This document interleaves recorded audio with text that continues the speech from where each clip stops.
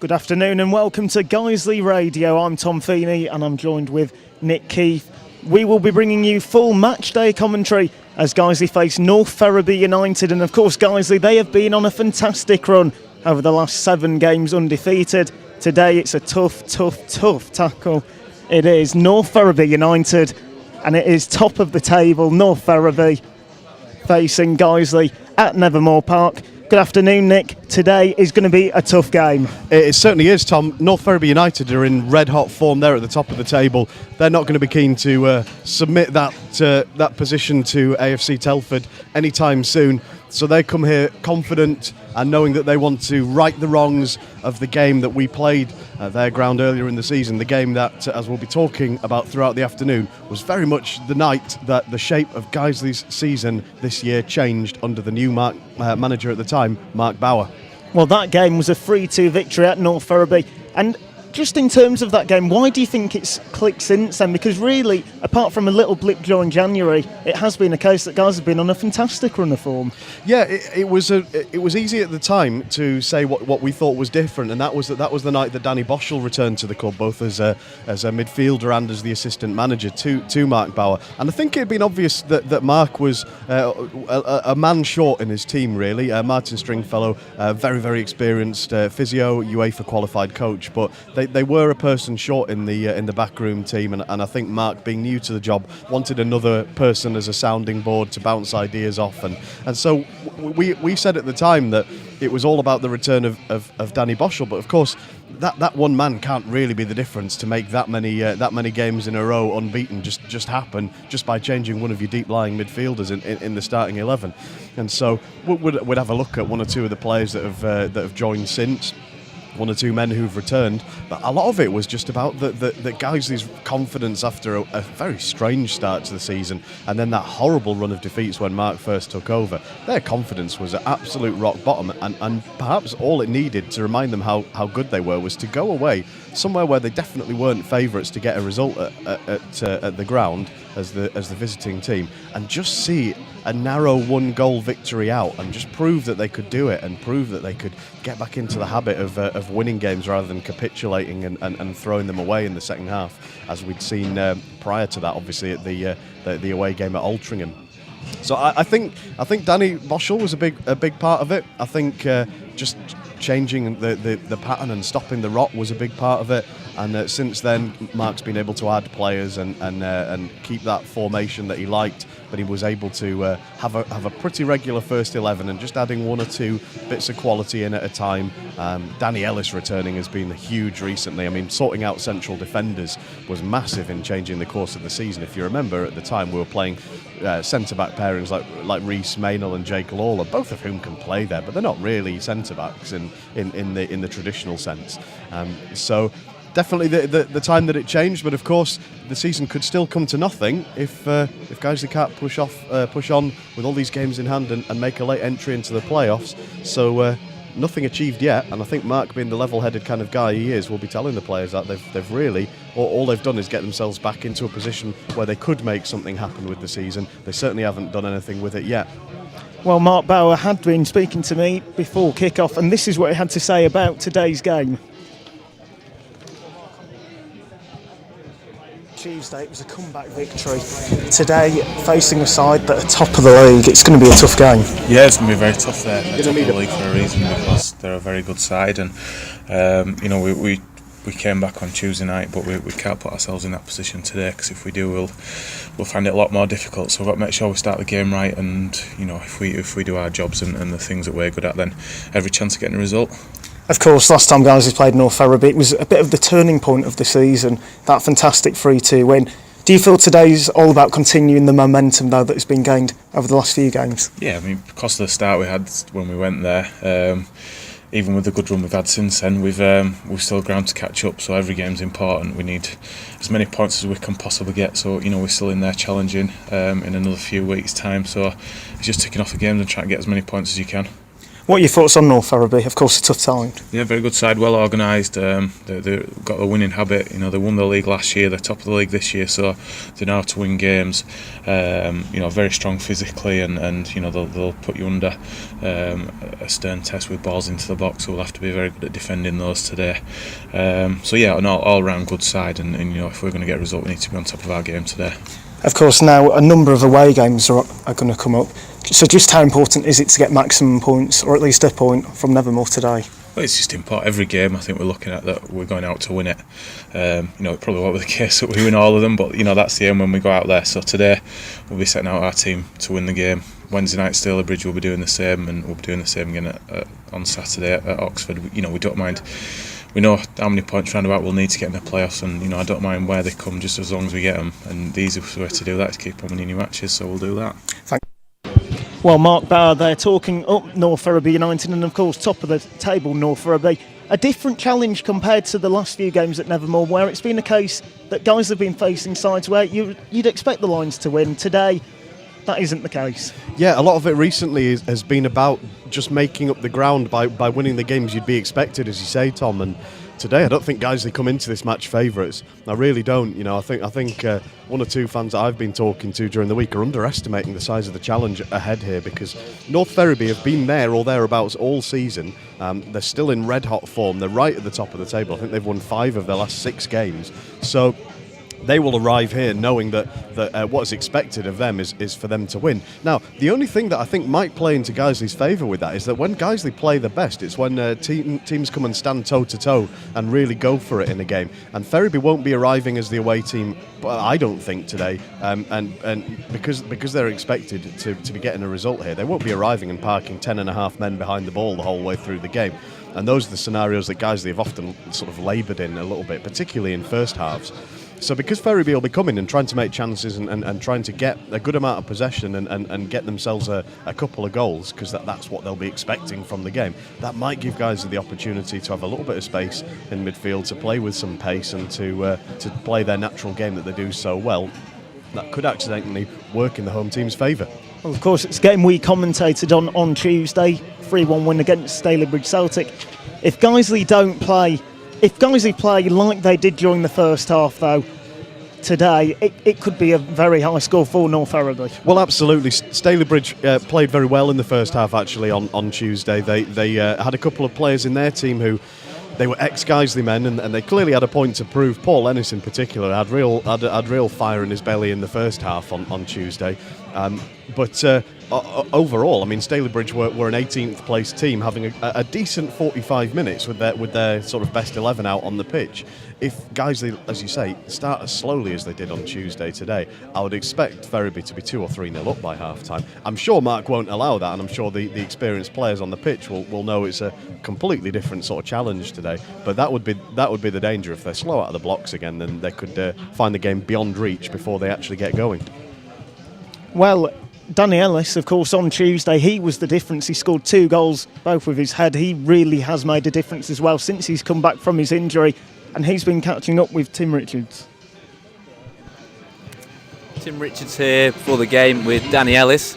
Danny, how are the lads feeling before the big game today? Yeah, we're all looking forward to it. It's always nice to play top at league, challenge ourselves, and you know, see what we can take into today. Hopefully, we'll keep this run going. And how have the preparations been, as Mark just said, the usual thing for this game? Yeah, I mean, Mark's gone through all team. We all know his jobs. We all know what they're likely to set up and what they are starting with today. So yeah, we're all prepared and ready to go. And as we say, it is a tough opposition today. What do you know about this side, North Ferriby?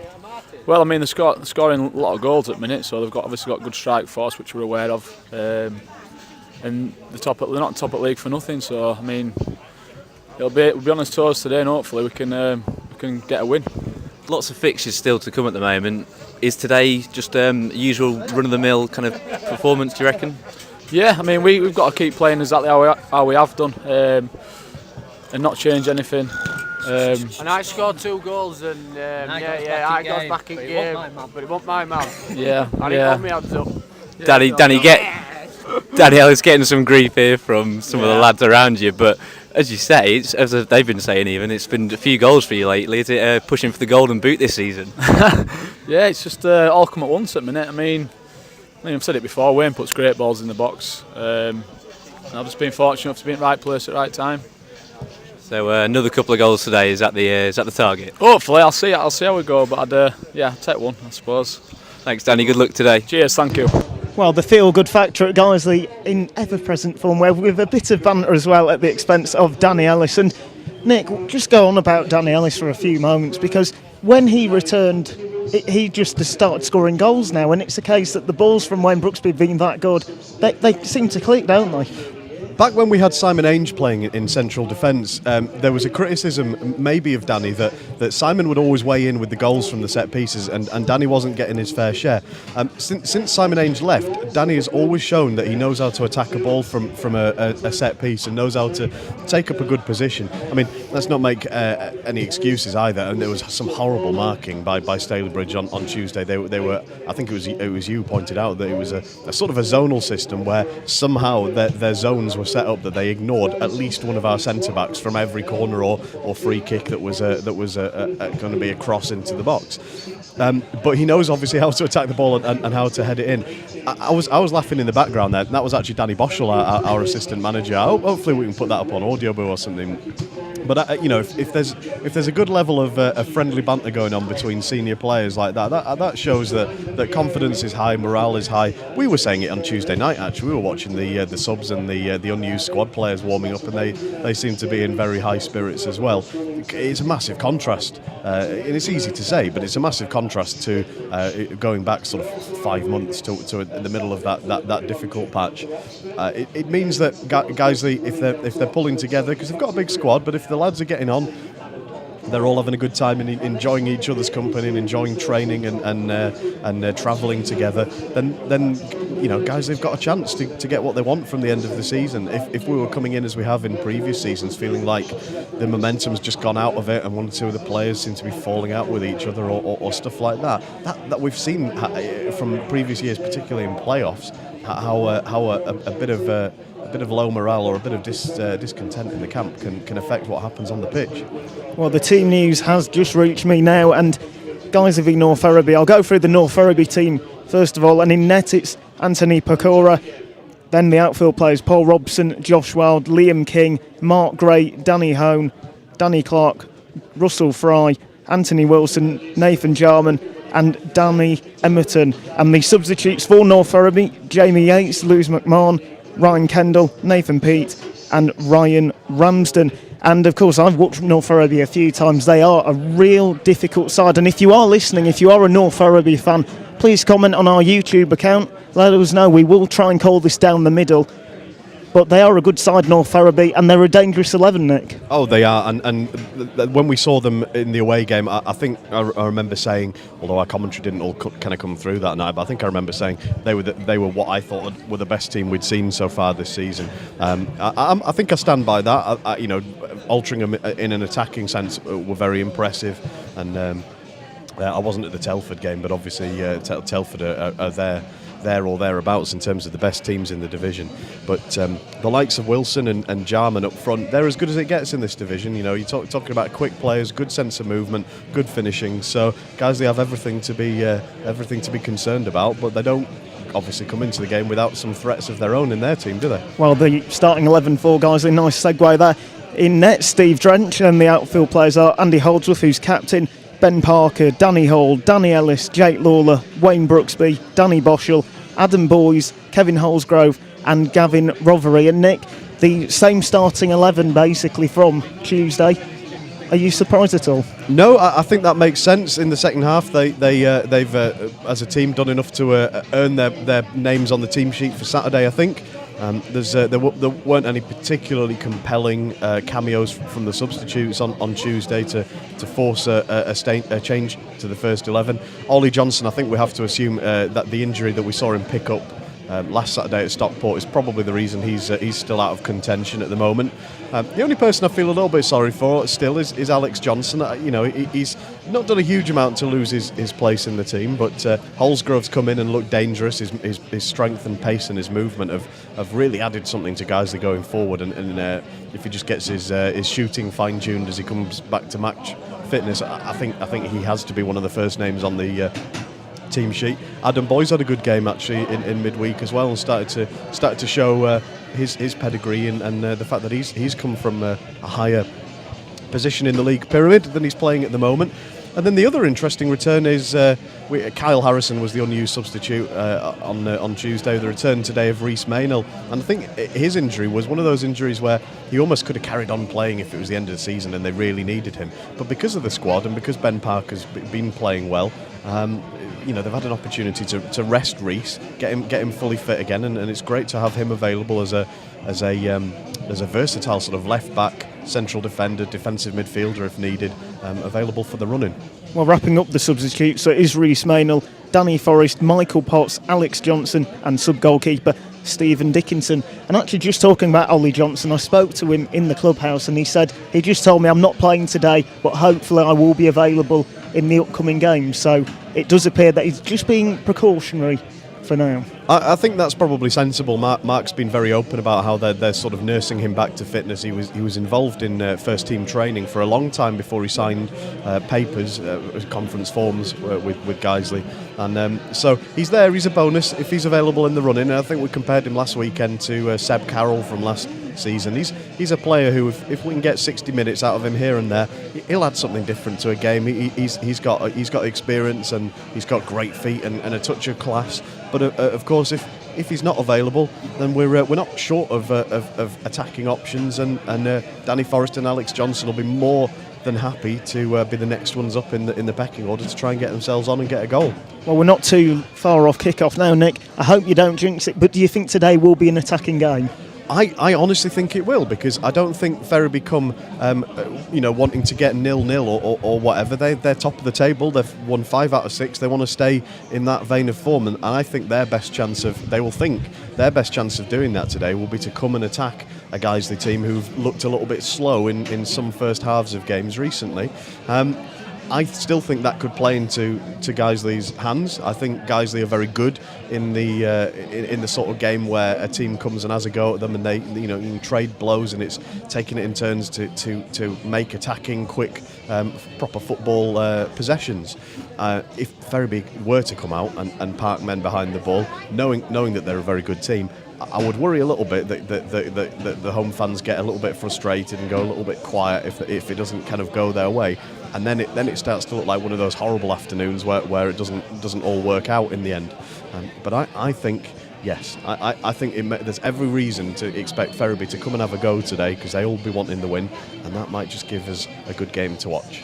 Well, if North Ferriby United don't win today, they could be in a position where they drop out off the top spot. So of course they have an incentive to come here and win, and for Guiseley, win today, so near them playoffs. Absolutely. I mean, within striking distance now, and with a couple of games still in hand to be played, they want to keep the pace up to Guiseley. I think they're very close. What worried me a little bit when I was listening to the stuff on Radio Leeds in midweek is there's almost a feeling of it's almost everyone's gut feeling is that Guiseley are going to sneak into the playoffs and that this will happen, and I just worry. I mean, Mark's a very level-headed man and a very level-headed coach, I'm sure, as well, and he won't be letting his players think that, but I do worry that if we start to think there's a sense of certainty or entitlement that we've done enough that we'll get in at 5th or 4th place and get ourselves into the playoffs, I worry that we could take our eyes off the ball and not actually make it.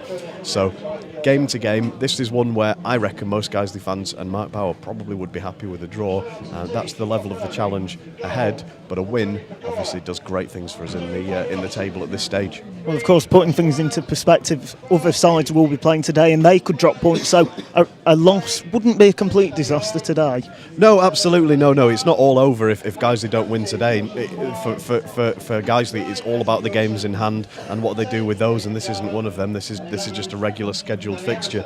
But I think if the crowd start to treat it as though it's a must-win game, then it could be a tricky afternoon, because this is one where Ferriby, I'm certain, are the favourites today. And just finally, do you think the water on the pitch, it's rained really heavily just before kick-off, do you think that'll help either side? Well, it depends how soft the pitch is. If it's just slicked up the top surface a little bit, then I think both teams will be happy to play a good, quick game of passing football. I don't think either side's going to be afraid of moving the ball around quickly.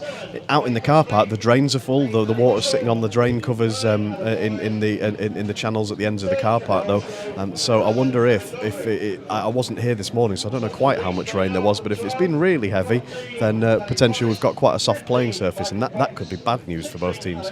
Well, this is a fantastic game of football. These two sides both trying to get into the Skrill Premier for next season. North Ferriby United, they're an attacking team. Guiseley, they're an attacking team. You are listening to Guiseley Radio. This game really could be a high-scoring affair. Both sides, they do like to get their goals. And, well, let's hope it hasn't been jinxed, but I'm expecting big things from today's game. Well, in terms of Guiseley, of course, if they do win today, they could be very near them playoffs and be in a position where a win on Wednesday against Stalybridge Celtic in one of the games in hand would mean that Guiseley would basically be in the playoffs and be in a position where then they could just win the remaining games, be in them playoffs, be in form, and then you never know, it might be all the way to getting to the Skrill Premier, and at the start of the season that probably wouldn't have been expected. Well, those players are coming out right now, and it is a case that Guiseley, they are in their home kit. That's white shirt, blue shorts. North Ferriby United, they're wearing yellow shirt, yellow shorts, and well, I am now going to be passing over to Colin Robertson, who's going to be joined with Nick Key. Thanks, Tom. Thanks very much. We've had a bit of a chaotic build-up to this game behind the scenes, and Tom did an excellent job again, as ever, and certainly helped us out on Tuesday night and recently. Been doing excellent work, but I'm sure we'll hear plenty from him at half-time, if he's sticking the thumbs up at me or sticking some other gesticulation at me, I'm not quite sure. Welcome, anyway, to the start of the game. And the two sides have just come out onto the field, Guiseley and North Ferriby. What a significant game this could be in the season for both these sides.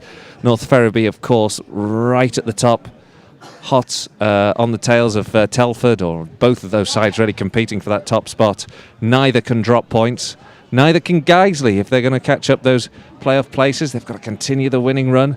So this one, after a 5-goal thriller back at Ferriby earlier on in the season, promises to be a good one.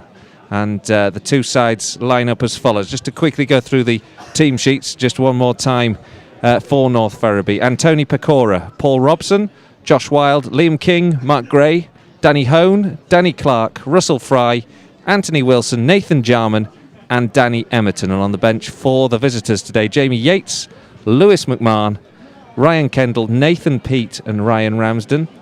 And for the Lions, Stephen Drench in goal, Andy Holdsworth, Ben Parker, Danny Hall, Danny Ellis, Jake Lawler, Wayne Brooksby, Danny Boschel, Adam Boyd, Kevin Holsgrove and Gavin Rothery. And on the bench today, welcome return to see Rhys Maynell, Danny Forrest, Michael Potts and Alex Johnson, and Stephen Dickinson, the substitute goalkeeper as ever. So Nick, it's just about time to get underway, but it's a real one to savour, isn't it, this afternoon? I've been saying in the build-up, Colin, good afternoon, by the way, but I've been saying in the build-up, I think this is going to be an attacking game of football, because North Ferriby arrive here expected to get a win. They're the favourites. They've won 5 out of their last 6. So I don't think they're going to come and park 10 men behind the ball today. I think they're going to come and have a proper go. And in my optimistic world, I'm kind of thinking that might even play into Guiseley's hands, really, because we do look very good when there's a proper game of football being played, and sometimes when we get frustrated, it's when we're struggling to unlock a very defensive minded team. I think it'll be a very open game, like you say. We certainly enjoyed the game at North Ferriby earlier on this season. Of course, it was the result that started to turn things round so dramatically after defeats, 6 straight defeats, a draw, and then a completely unanticipated and unexpected victory. But today, of course, we're not anything like the underdogs that we were in that return fixture. Ferriby will certainly come here taking us very seriously indeed. Oh, there's no danger of us taking North Ferriby by surprise this time like we did then. Absolutely not. They'll be expecting a really tough game. The two sides now ready to get underway. North Ferriby playing in all yellow with a green trim. Guiseley in the usual kit, white shirts, very dark blue shorts and socks. Shooting towards the railway end of the ground. The referee blows the whistle today. Referee is Mark Ackerman. And he's assisted by Andrew Cortherley and Gavin Hook.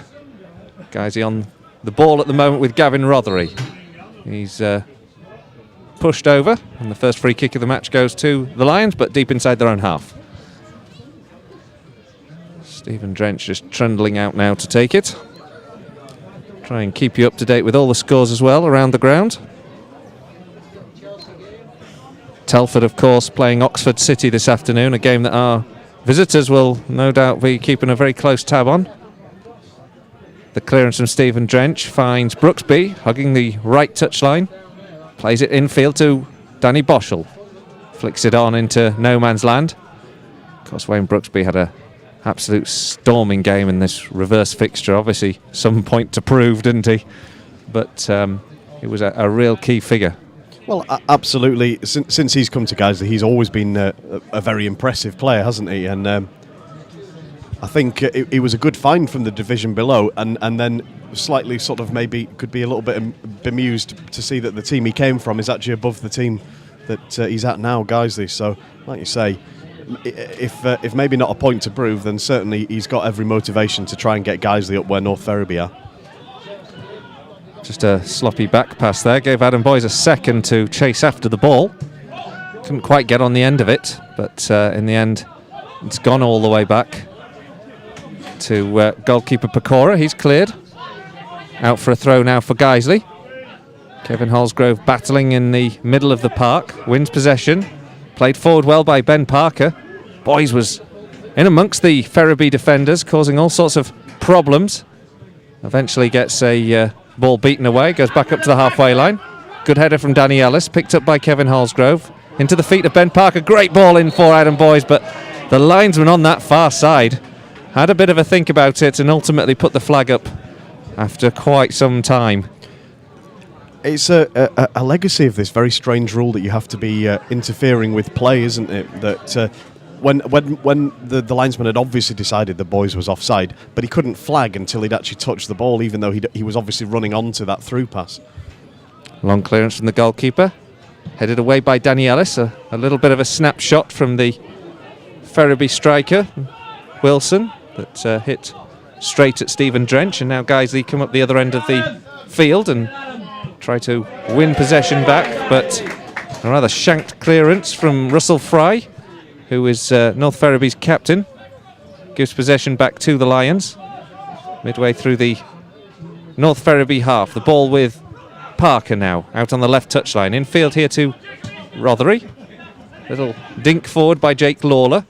Ball's returned well by Ferriby. Fry takes over again for the visitors. Plays a good ball down the right channel. Picks up that man, Anthony Wilson. But he can't keep it in play. And it's out for a Guiseley throw. Home fans just a little bit frustrated that Kevin Holsgrove and Paul Robson are having a bit of a to-do. It promises to be a bit of a physical battle, this one, between the fullback and Kevin Holsgrove. He's the smiling referee, isn't he, Mr. Ackerman? He's, I tell you what, he's a big unit as well. Suddenly wondering if maybe I could launch a career in football by doing my referee badges. Kevin Holsgrove wins possession for Guiseley in the centre circle, plays it to the right-hand side where Wayne Brooksby is tackled, but it takes a fortunate deflection and goes through to Adam Boyes right down by the corner flag now. Boyes trying to earn his side of corner, intelligently back heels it against the defender and does win the corner. First corner of the game goes to Guiseley on the right flank as they attack this Ferriby goal. Really good work that by Kev Holsgrove. It was running into a blind alley, and to back heel it off the defender and win the corner was really smart. Brooksby delivers up towards a penalty spot. Danny Ellis has to stretch, no chance of getting it onto his head this time. It goes away. Now back here for Brooksby to get it back into the area, into the 6-yard box. Lunging challenge from Russell Fry. knocks it behind for another corner to Guiseley. Yeah, good delivery again by Wayne Brooksby, that time along the floor, looking to just sneak it into the 6-yard area, and Fry had no choice but to clear it behind for a corner. Corner to Guiseley on this right-hand side. Again, Wayne Brooksby trundles across to take. Danny Ellis, Danny Hall, Jake Lawler. Plenty of height in this area. And Adam Boyes too, he's got quite some heading potential. Up and towards Jake Lawler, punched away by Antoni Pecora. Good goalkeeping in the end, manages to get it out to the right back position, and eventually Ferriby help it up towards the halfway line where Nathan Jarman takes it down well into the feet of Wilson. Anthony Wilson helps it forward again, and Ferriby attacking with real promise on this left hand side with Danny Clark now. It gets the ball into the area up towards the edge of the 6-yard box, headed away by Andy Holdsworth up towards the 18-yard area where it's taken down by Fry once again. Clark delivers the ball back into the area. Danny Hall gets a rather strange clearance, gives it straight to Jarman. Jarman drives it across the face of goal and away, but that was a mistake there by Danny Hall, almost gifting Jarman a gifted opportunity. Yeah, it was, and it shows that we weren't wrong what we said in the build-up. It looks like it's going to be an open game, goal-scoring chances for both teams here. Both sides being able to get in behind each other's defences already in the early stages as well makes it's an encouraging sign for a good game of football ahead. But it looks like it could be a tense one. Yeah, I'm not ever that sure it's always that enjoyable, is it, when there's so many chances each end when you just really want one side to win. No, we've said it before, there's the games that are good for a neutral, and this looks like it might be one of those today.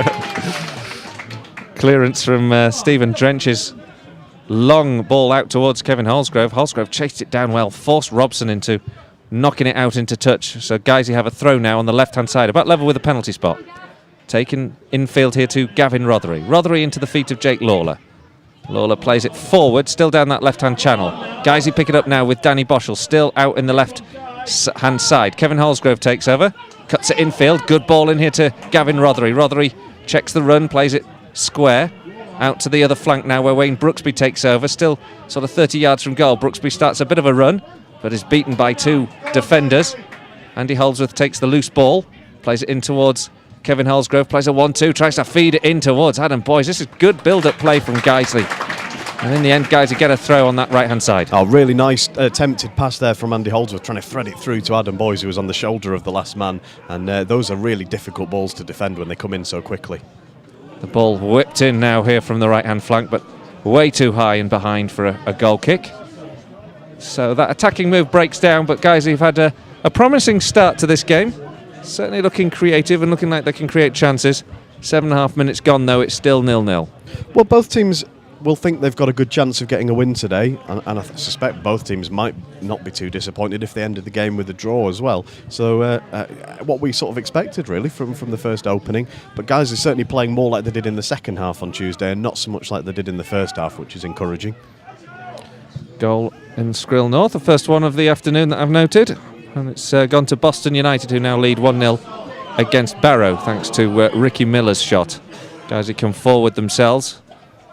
And it's an attack that breaks down, and North Ferriby can come forward now with Josh Wilde, the fullback, who plays it up towards Wilson. Wilson's tackled by Danny Ellis. It's going to be quite a battle between those two this afternoon, I can imagine.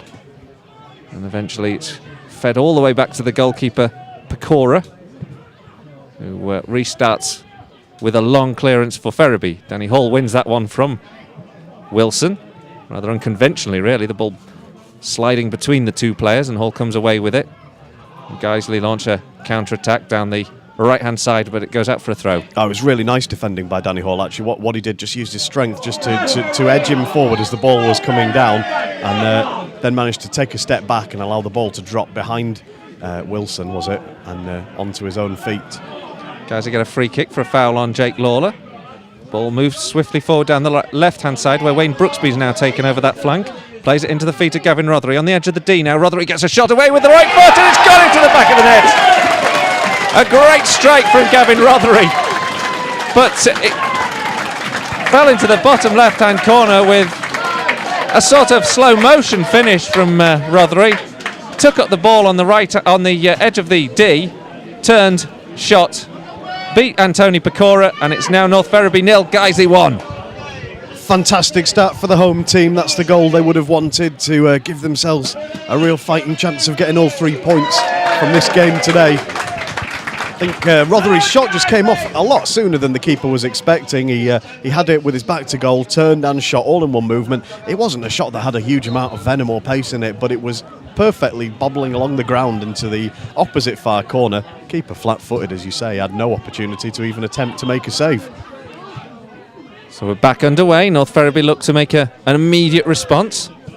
Picked up by Fry, in towards Wilson. Wilson and Danny Hall do battle. Ben Parker comes out to beat it away at the touchline, but Ferriby pick it up once again, and it's Fry who's doing so well down this right-hand side.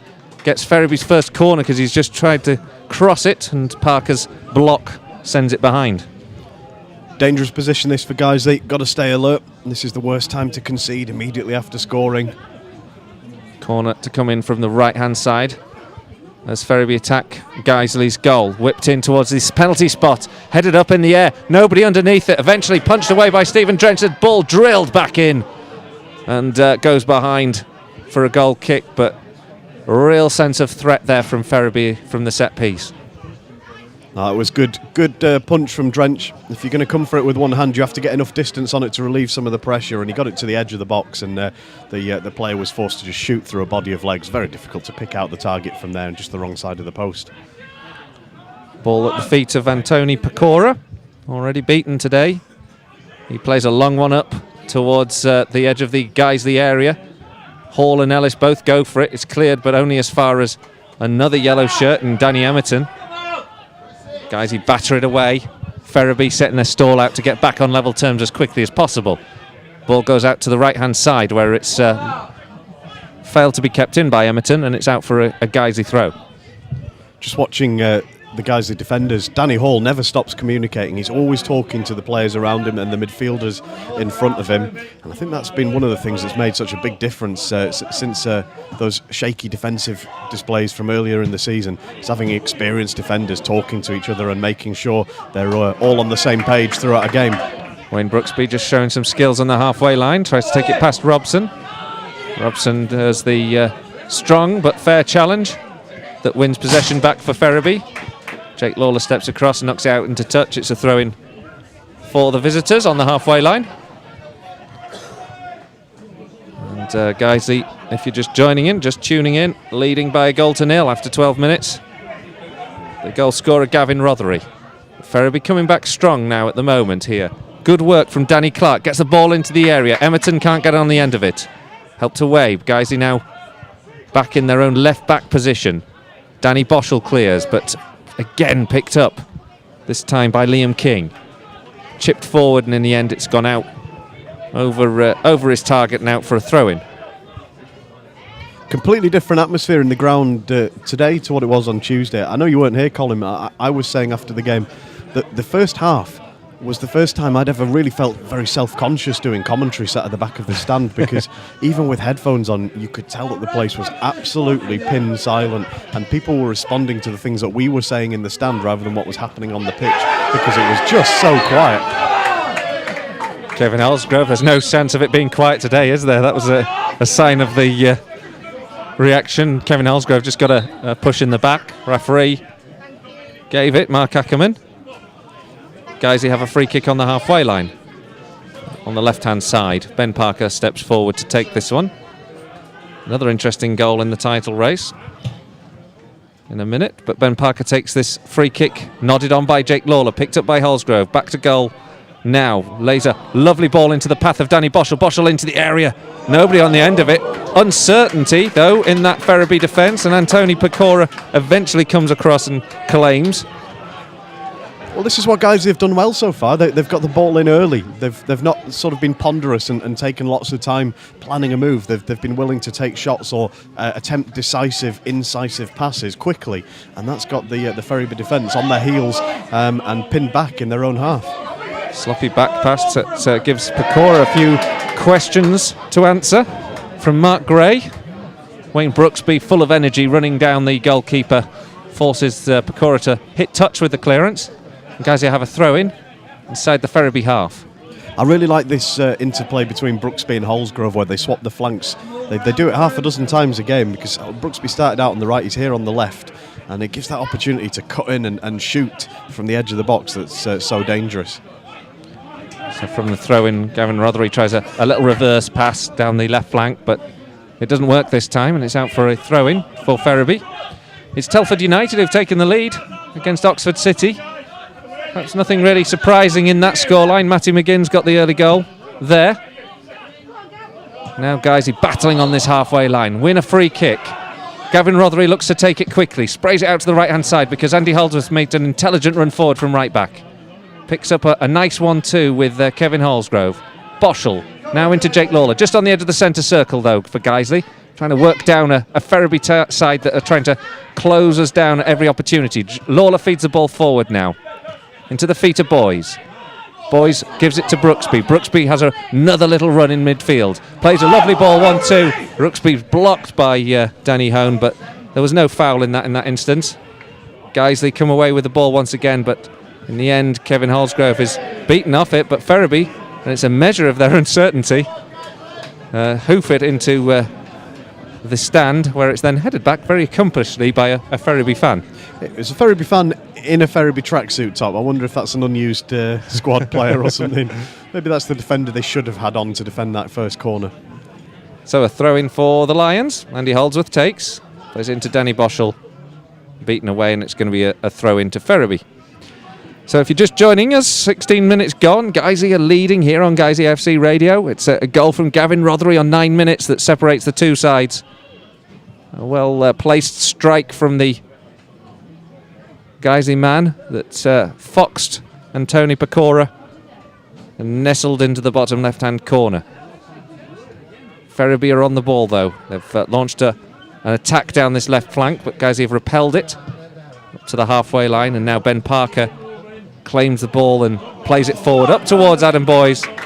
Boys applauds the pass. It was a great ball forward, but just a little beyond him, and Mark Gray can shepherd it back to the goalkeeper. And immediately Ferriby send it long, and immediately they look threatening. Robson comes forward, the fullback goes in a very heavy challenge, and Ben Parker's down. Referee straight across to talk to Robson. Parker's on the ground prostrate. It looks like quite a nasty one, and the referee's going to the pocket, and I think there's going to be a first yellow card of the day, but Ben Parker doesn't look in good shape down there, and Danny Ellis has gone straight over to see what the problem is, and Ben Parker, well, that doesn't look good, does it, Nick? No, he looks to be in a lot of pain there. He was on his ankle. He's rolled around onto his back now so that Martin Stringfellow, the physio, can have a look at him. He's certainly no fitness problems for Ben Parker recently. He did this 12k, I think it was, obstacle course last weekend, raising money for charity. I know there's a bucket collection going on today, and when we spoke to him on Tuesday, he said he was feeling a little bit sore and a bit stiff from that, but he would be absolutely gutted if his season came to an end now through an injury like that, when he's got himself so fit and playing himself regularly again. It was a rash tackle, wasn't it, from Robson? Parker doesn't look in as much pain as he was initially. He's just having a massage on the ankle, so we'll just have to wait and see how that works out. But there's going to be a few minutes stoppage. The rain coming down once again here. At least the pitch seems to have drained. The ball is flowing, passing freely, moving freely. Parker's up onto his feet and going off to the touchline, and I think he's going to be okay to continue, but there was a question mark for an instant, wasn't there, after that challenge? Well, Reece Maynell's out warming up on the far side in anticipation of potentially being called on, but as we speak, he's taken a seat back down in the dugout, so they must have received a signal that Ben's going to carry on. So the clearance is made, headed out into touch, and Guiseley have another throw-in. It's quite good that, from a Guiseley perspective, Paul Robson, it was a tough tackling fullback, has got a yellow card because he's certainly willing to put the foot in an attempt to win the ball, and it's just makes him ask a couple of questions, I think, as we go through this game. Well, I think I'd leave Wayne Brooksby out on the left for basically the rest of the game now, because he just needs to knock the ball past Robson, and Robson won't be able to risk making a late challenge. You know, the sort of runs that Brooksby makes with that turn of pace that he's got. So he's potentially got the right back's number now. Gavin Rothery now picks the ball up for Guiseley. He's on the right-hand side. moving away from goal because he's been well shadowed by Ferriby. Rothery's got few options, and eventually, rather cheaply, he's bundled over by Danny Clark. And Gavin Rothery's earned Guiseley a free kick midway through the Ferriby half. Yeah, he's got away with that a bit actually, as Gavin needed to let go of the ball a little bit sooner. I think he had one or two players available to him, but because he didn't want to go backwards, he was just sort of waiting for someone to make themselves available so that he could make a more attacking pass. 2-0 to Telford now in that game against Oxford City. They've scored a second, and Hensford have opened the scoring. They're playing Workington. They're 1-0 to the good. Guiseley have a free kick here, midway through the Ferriby half, about 10 yards from the centre circle. Wayne Brooksby stands over. We've got plenty of players on the edge of the 18-yard box looking to get on the end of a ball whipped in towards that area. Brooksby takes the free kick, 20 minutes gone, up towards Danny Ellis. Pecora comes and claims, but puts the ball down as well, bounces it down, and for a minute looked like he might have lost it, but in the end had it in full control. Yes, slightly uncertain handling there from the keeper, but nothing that will have worried him too much. Now Ferriby come forward down this right-hand side, and Emerton is beaten to it by Danny Boschel, and Ben Parker gets a foot through with his left ankle onto the ball and clears up to the halfway line. I know I'm mixing my words. In the end, guys, you get a free kick because Danny Ellis is pushed over on the edge of the 18-yard box, and I'll leave it to you to take the mickey out of my mix-up there. Too easy. Just for the first time, just a little bit too easy. I know. Free kick to the Lions on the edge of the D. It's good. If you ever want to invent the new sport of ankle ball, though, that would be obviously would be played with the feet. Thanks, Nick. In your world. It's great to have you here. It was too easy, and then I decided to go ahead anyway. Another goal in the game between Barrow and Boston. It's Barrow 1, Boston United 1. Duran Reynolds has scored the equaliser for Barrow, who are another team in fine form and probably think they've got claims on a potential playoff spot if they can keep going. A throw-in from Ferriby in their own right-back position is headed on by Kevin Hallsgrove. Ferriby clear, but Danny Ellis is swiftly onto the ball, and now Guiseley are looking to get on the end of it. Boys into the area, takes a shot, blocked by the feet of the goalkeeper. Boys did so well to rob Mark Gray of the ball. On the edge of the 6-yard box, he took a drive. It was straight at the goalkeeper, trying to place it between his legs, I think, and Pecora reacted quite intelligently, blocked his legs at the right time, and Ferriby survive. Yeah, really dangerous situation, and it was made just by pressure and hard work by the Guiseley number 9, Adam Boys. Guiseley have a free kick. There was an offside in that counter-attack. And Stephen Drench plays it long, this time looking to hit the head of Kevin Hallsgrove, and it goes over both his and Paul Robson's, and out for a throw-in. Apologies to anyone who's suffering me coughing and spluttering off mic today. I'm probably not on top form health-wise today, but it's not a game you'd want to miss, this. Sorry, go on. I was just going to say, so I've martyred myself by coming down to the ground to make sure I get to watch this, because I was expecting it to be a good one. Sympathy points can be sent on a postcard. Thank you. Guiseley now win the header from the goal kick, and Kevin Hallsgrove's picked the ball up. He's looking to try and get the ball in field, but he's got Rothery on the left-hand side. Hallsgrove continues, eventually gives it out here to Rothery. Into this final third, Rothery whips the ball in towards the back post where Wayne Brooksby's looking for it. Good defending to take the ball away from Jake Lawler by Danny Clark, because Guiseley looked ready to pounce. It didn't fall kindly inside the penalty area. Ferriby counter-attack now. Send the ball up towards Wilson. Wilson and Ellis do battle. Wilson swings a foot at the ball and goes past Ellis and eventually gets a shot in, which is blocked well by Andy Holdsworth with a lunging clearance. Ben Parker under pressure, defending this one, sends it back to Stephen Drench with... He had to find the pass back to the goalkeeper around sort of 3 or 4 yellow shirts looking to pounce on any sloppy ball that he was about to play. Great pressing by North Ferriby United, really closing down the defenders all the way up to Stephen Drench, actually. And that's going to make it difficult for Guiseley to get out of their defence on occasion. But that's also what's contributing to making it an open game in midfield, is that they're willing to press and get men forward. And if Guiseley pick out a pass, then they can get in behind the defence. Well, Guiseley now to concede a throw-in inside their own half. Ferriby looking lively once again. You just don't feel that Stephen Drench is going to get a clean sheet today because of the threat that Ferriby have, even though Guiseley have done so well in this opening 25-minute period. Feels like there's more goals in this game. Robson with the throw, sends it into the penalty area and towards Emerton. Emerton gets the ball back but can't keep it in touch, and it's gone behind for a goal kick, much to the frustration of Danny Clark, who argues with the linesman's decision, but didn't look particularly controversial to me. No, there's not many teams who will have kept a clean sheet against North Ferriby so far this season, and that's why I think it's good that Guiseley have continued to push on since their first goal. They kind of steadied the ship in those first couple of minutes after the restart to make sure they didn't immediately concede the equaliser. But since then, they've looked like just they're going to carry on what they've been doing because it's working, and I think they realise the second goal is probably going to be needed. Still attacking now. Ben Parker comes over the halfway line, plays it in towards Adam Boys. The flag goes up. That time I think Gavin Hock over on that far side has got that wrong. Boys seemed to time his run well, but the flag was up quickly, and it's a free kick to Ferriby. No, I think that was onside that time. I think Adam Boys had timed the run quite well, actually. Frustrating because it was such a good pass that had been threaded through. But he's playing on the court, on the shoulder of the last man. Sometimes you're going to get those, sometimes you're not. Free kick to Ferriby then, taken by Pecora, and towards the edge of the 18-yard box, and Wilson apparently has been tugged by Danny Boschel, and it's a free kick in a very dangerous position here, has been awarded inside the D. So this is soft from Guiseley's perspective. It's a dangerous position, a dangerous opportunity for Ferriby.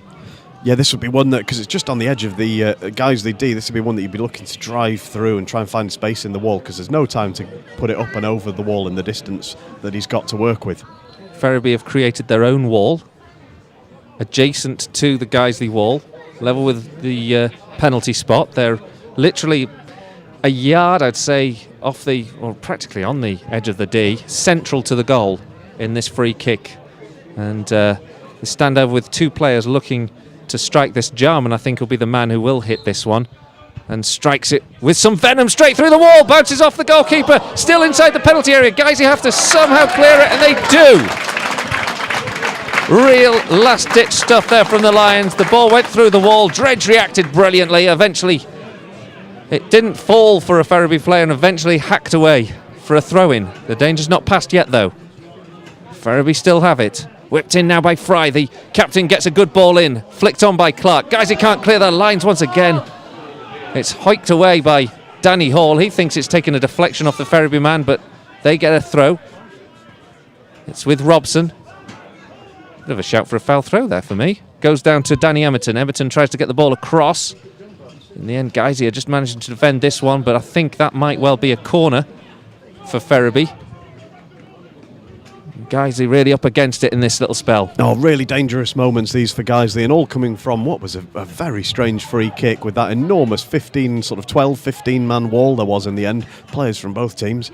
Corner comes in up towards the edge of the 6-yard box, over everyone, and we can just breathe a bit of a sigh of relief because it's gone out for a throw into Guiseley on that far side. And you described it really well, Colin. There was a row of about 5 Guiseley players, and then about 4 or 5 North Ferriby players, and obviously some Guiseley men had gone over to take part in that wall so that it would try and confuse what they were doing. And all that the free kick was just blast it at that wall and hope that somebody would get out of the way, and then there'd be enough bodies in the box to try and make a scramble of it. And that's exactly what they did. Really nice idea. It's a different way of using a free kick at that close range. It did look very effective. Guiseley have meanwhile forced the ball all the way back to Pecora. Pecora lofts it into Guiseley's half, and it's picked up by Wilson. Wilson just stretches for one and doesn't claim it. And Brooksby gets a bit of a strong challenge in on the Ferriby man, wins the ball well, and eventually it's hoofed back up to Pecora. Another goal in the games in the Skrill North. This time Gloucester City have taken the lead against Stalybridge Celtic. Celtic, of course, won 3-1 last Saturday against Vauxhall Motors, but beaten on Tuesday by Guiseley, and now trailing at Gloucester. Robson now has the ball for Ferriby. Gets the ball into the edge of the 18-yard box. Cleared well by Danny Ellis. Kevin Holsgrove's got a chance to chase this one down. He's gone past the defender. Goes past the goalkeeper on the far side. Sends it goal bound, but it's going to be cleared on the line. And that was a real mix-up in the Ferriby defence. Danny Hone it was who slipped as he went to clear. Holsgrove went through, went past the defender, past the goalkeeper, but he was very far out on the far right-hand side of the penalty area. Couldn't drill the ball in goal bound with enough force and accuracy, and in the end it was cleared on the line by Mark Gray. No, but it was great following in, wasn't it, from Kevin Holsgrove? He had Hone well beaten for pace, and if that had been on the other side of the area, you know, he would have loved to have drilled that in with his left foot. I think he would have felt a bit more confident. In the end, he sort of, from a tight angle, had to try and pass it in with his weaker foot. He just couldn't quite get enough pace on it to cross the line before the other tracking back defenders got in there to clear it. Guys, who take the throw anyway. They've had one in Ferriby's half. It's sent forward, but then cleared. Another goal in the Skrill North. There's a fairly familiar name, James Walshaw. He's scored for Altrincham. Who he? I don't remember, do you? Altrincham 1, Gainsborough Trinity 0 is the latest. Guys, meanwhile, have the ball in the halfway line. Flicked on by Adam Boys. Won by Mark Gray. Danny Ellis forced into a long clearance in the end as a throw-in to Ferriby. And if you're just joining us, the score is 1-0 to Guiseley on the half-hour mark. It's Gavin Rothery who's got the goal on 9 minutes. A good strike into the bottom left-hand corner that beat Antoni Pecora. But Ferriby have been full of attacking intent. And a good save from Stephen Drench a few moments ago denied an equaliser. The guys have had their chances though too to get a second, and they've been the better side so far. The ball from this free kick now from Ferriby goes long. Play a very direct game to the villagers. The ball into the area, but it's cleared. Now another attack can start here with Danny Clark on this left flank. He's got Andy Holdsworth on him. Holdsworth makes the tackle, but at the expense of a corner.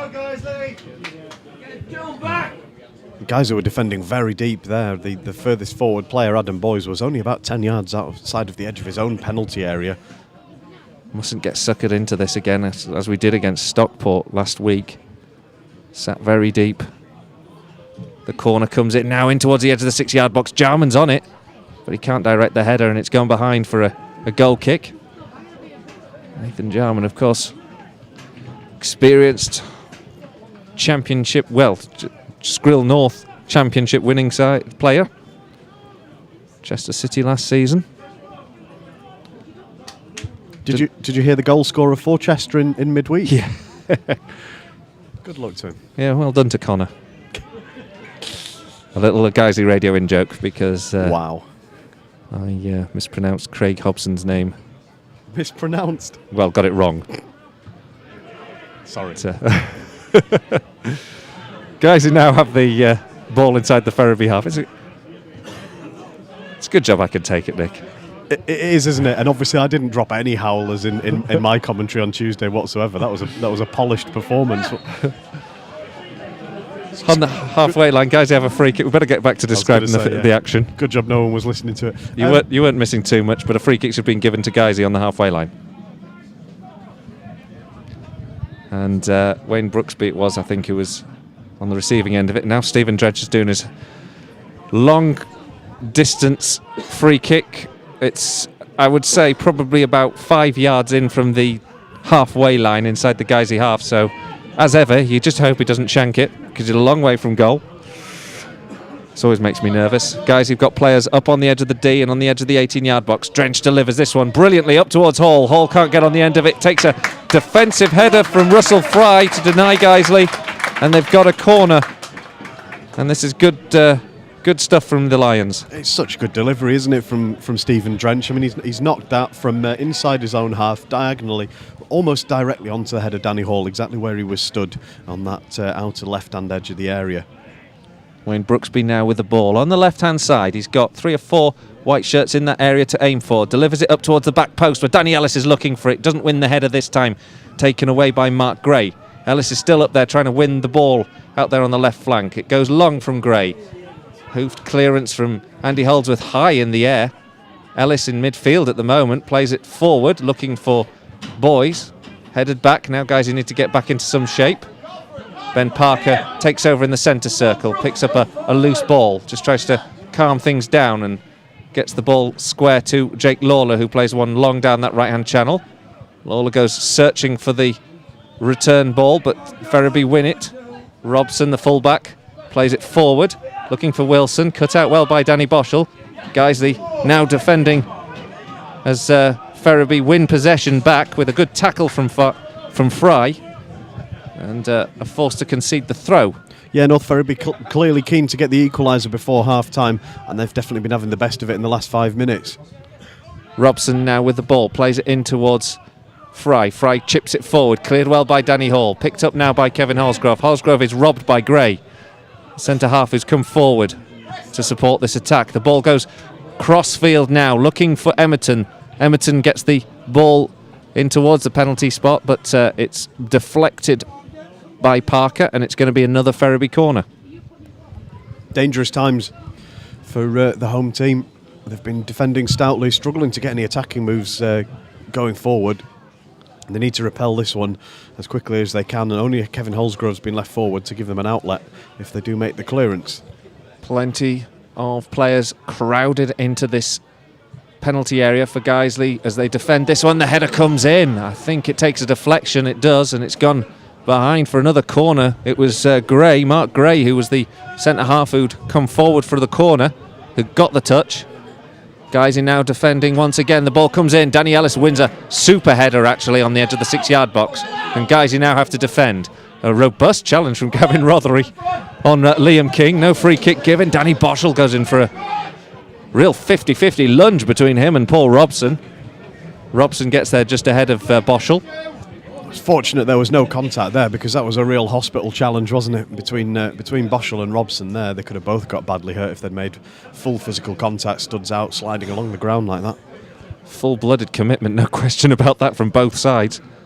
Now guys, you have to defend because Ferriby win it back in midfield, play it long. Hall watches that one safely out into touch. Throw in for Ferriby though, on the left-hand side as they attack the Guiseley goal. About midway through, plays it towards the edge of this penalty area. Jake Lawler steps across and wins the ball, plays it towards Holsgrove, who's ploughing a lone furrow up front at the moment as Guiseley get the bodies back to defend. Josh Wilde with the throw for Ferriby on the left-hand side, plays it forward. Andy Holdsworth wins the header, but Ferriby win the second phase, and then a great ball in, well blocked by Ben Parker. The ball was looking for Emerton on the right-hand side, a cross-field ball. Parker watched it so intelligently and was just in the right place to stop it going through, because otherwise Emerton would have been clear on goal. And what I like about what Ben Parker did there was when he got it unexpectedly, he didn't panic. He realised he had time to play it back to the keeper, and it's Drench's clearance that's brought about this move now for Guiseley. Yeah, Brooksby down the right-hand side keeps the ball, and Guiseley keep it ticking over. The ball infield now with Kevin Holsgrove. Holsgrove towards the edge of the 18-yard box, takes it past Robson, looks to get a shot away with the right foot, blocked by the defender though. Guiseley keep battling away, trying to win this ball back in the second phase. Ferriby do eventually clear, head it up towards Wilson. Danny Hall this time watches it well, sends it all the way back into Ferriby's half, where goalkeeper Antoni Pecora will take his time in picking this up and plotting another attack for Ferriby. Is this your first viewing of Danny Hall's severe new haircut as well then, Colin? It is actually, yes. I'm confusing him and Danny Ellis occasionally. Well, not content with having the same first name, we're now expecting Danny Hall to complete the set and get some tattoos done, we were saying on Tuesday. Ball goes forward here. Boyd is really causing all sorts of problems for Greg. Sends the ball in towards Danny Boschel. Boschel is tackled, and Liam King came from behind to tackle him, and Boschel goes to ground, but no free kicks given. Referee makes the ball motion.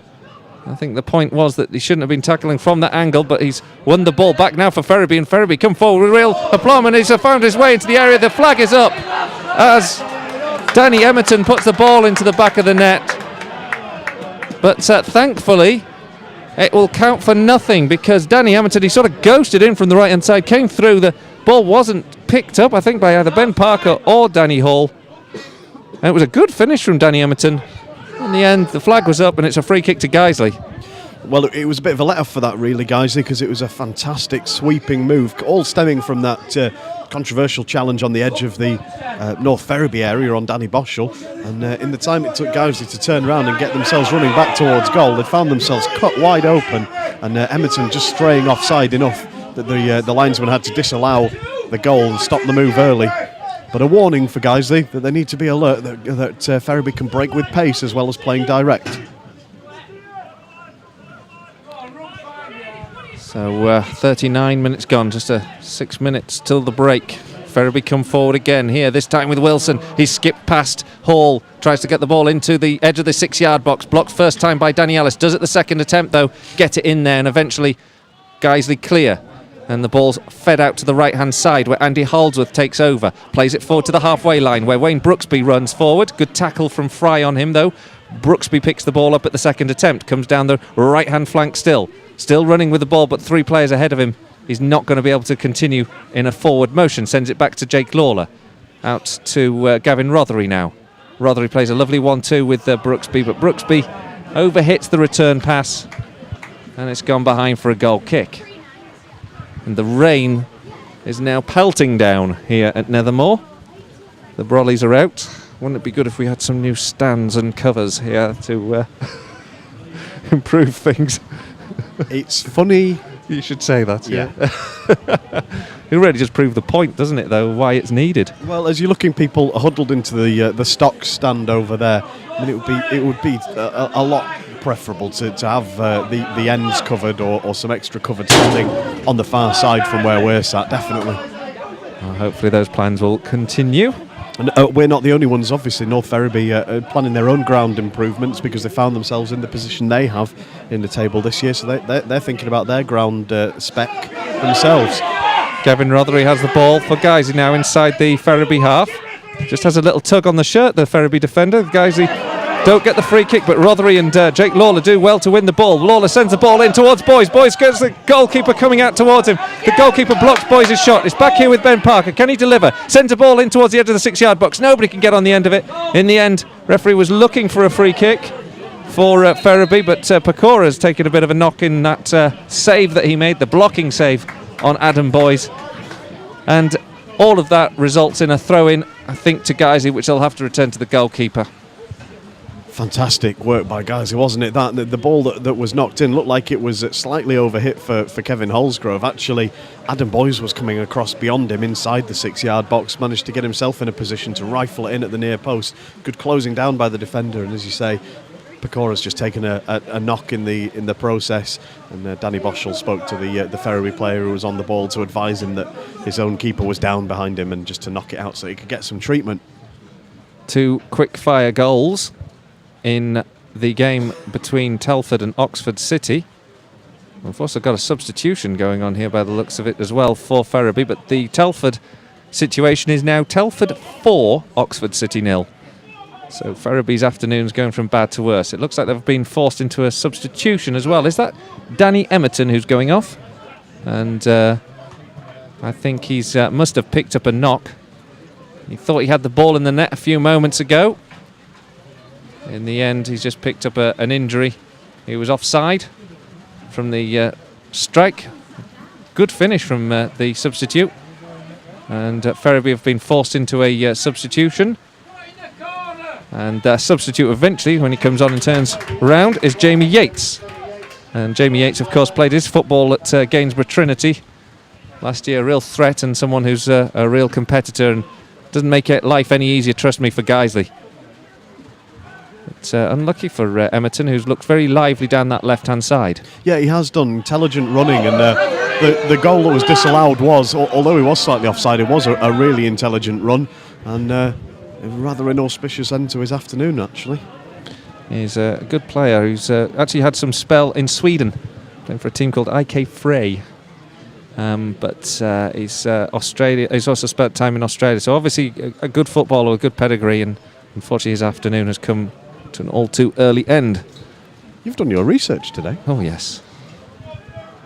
Guiseley have a free kick. It was Anthony Wilson who went in heavily on the challenge and has picked up a yellow card, so that's 2 Ferriby players on yellow cards now.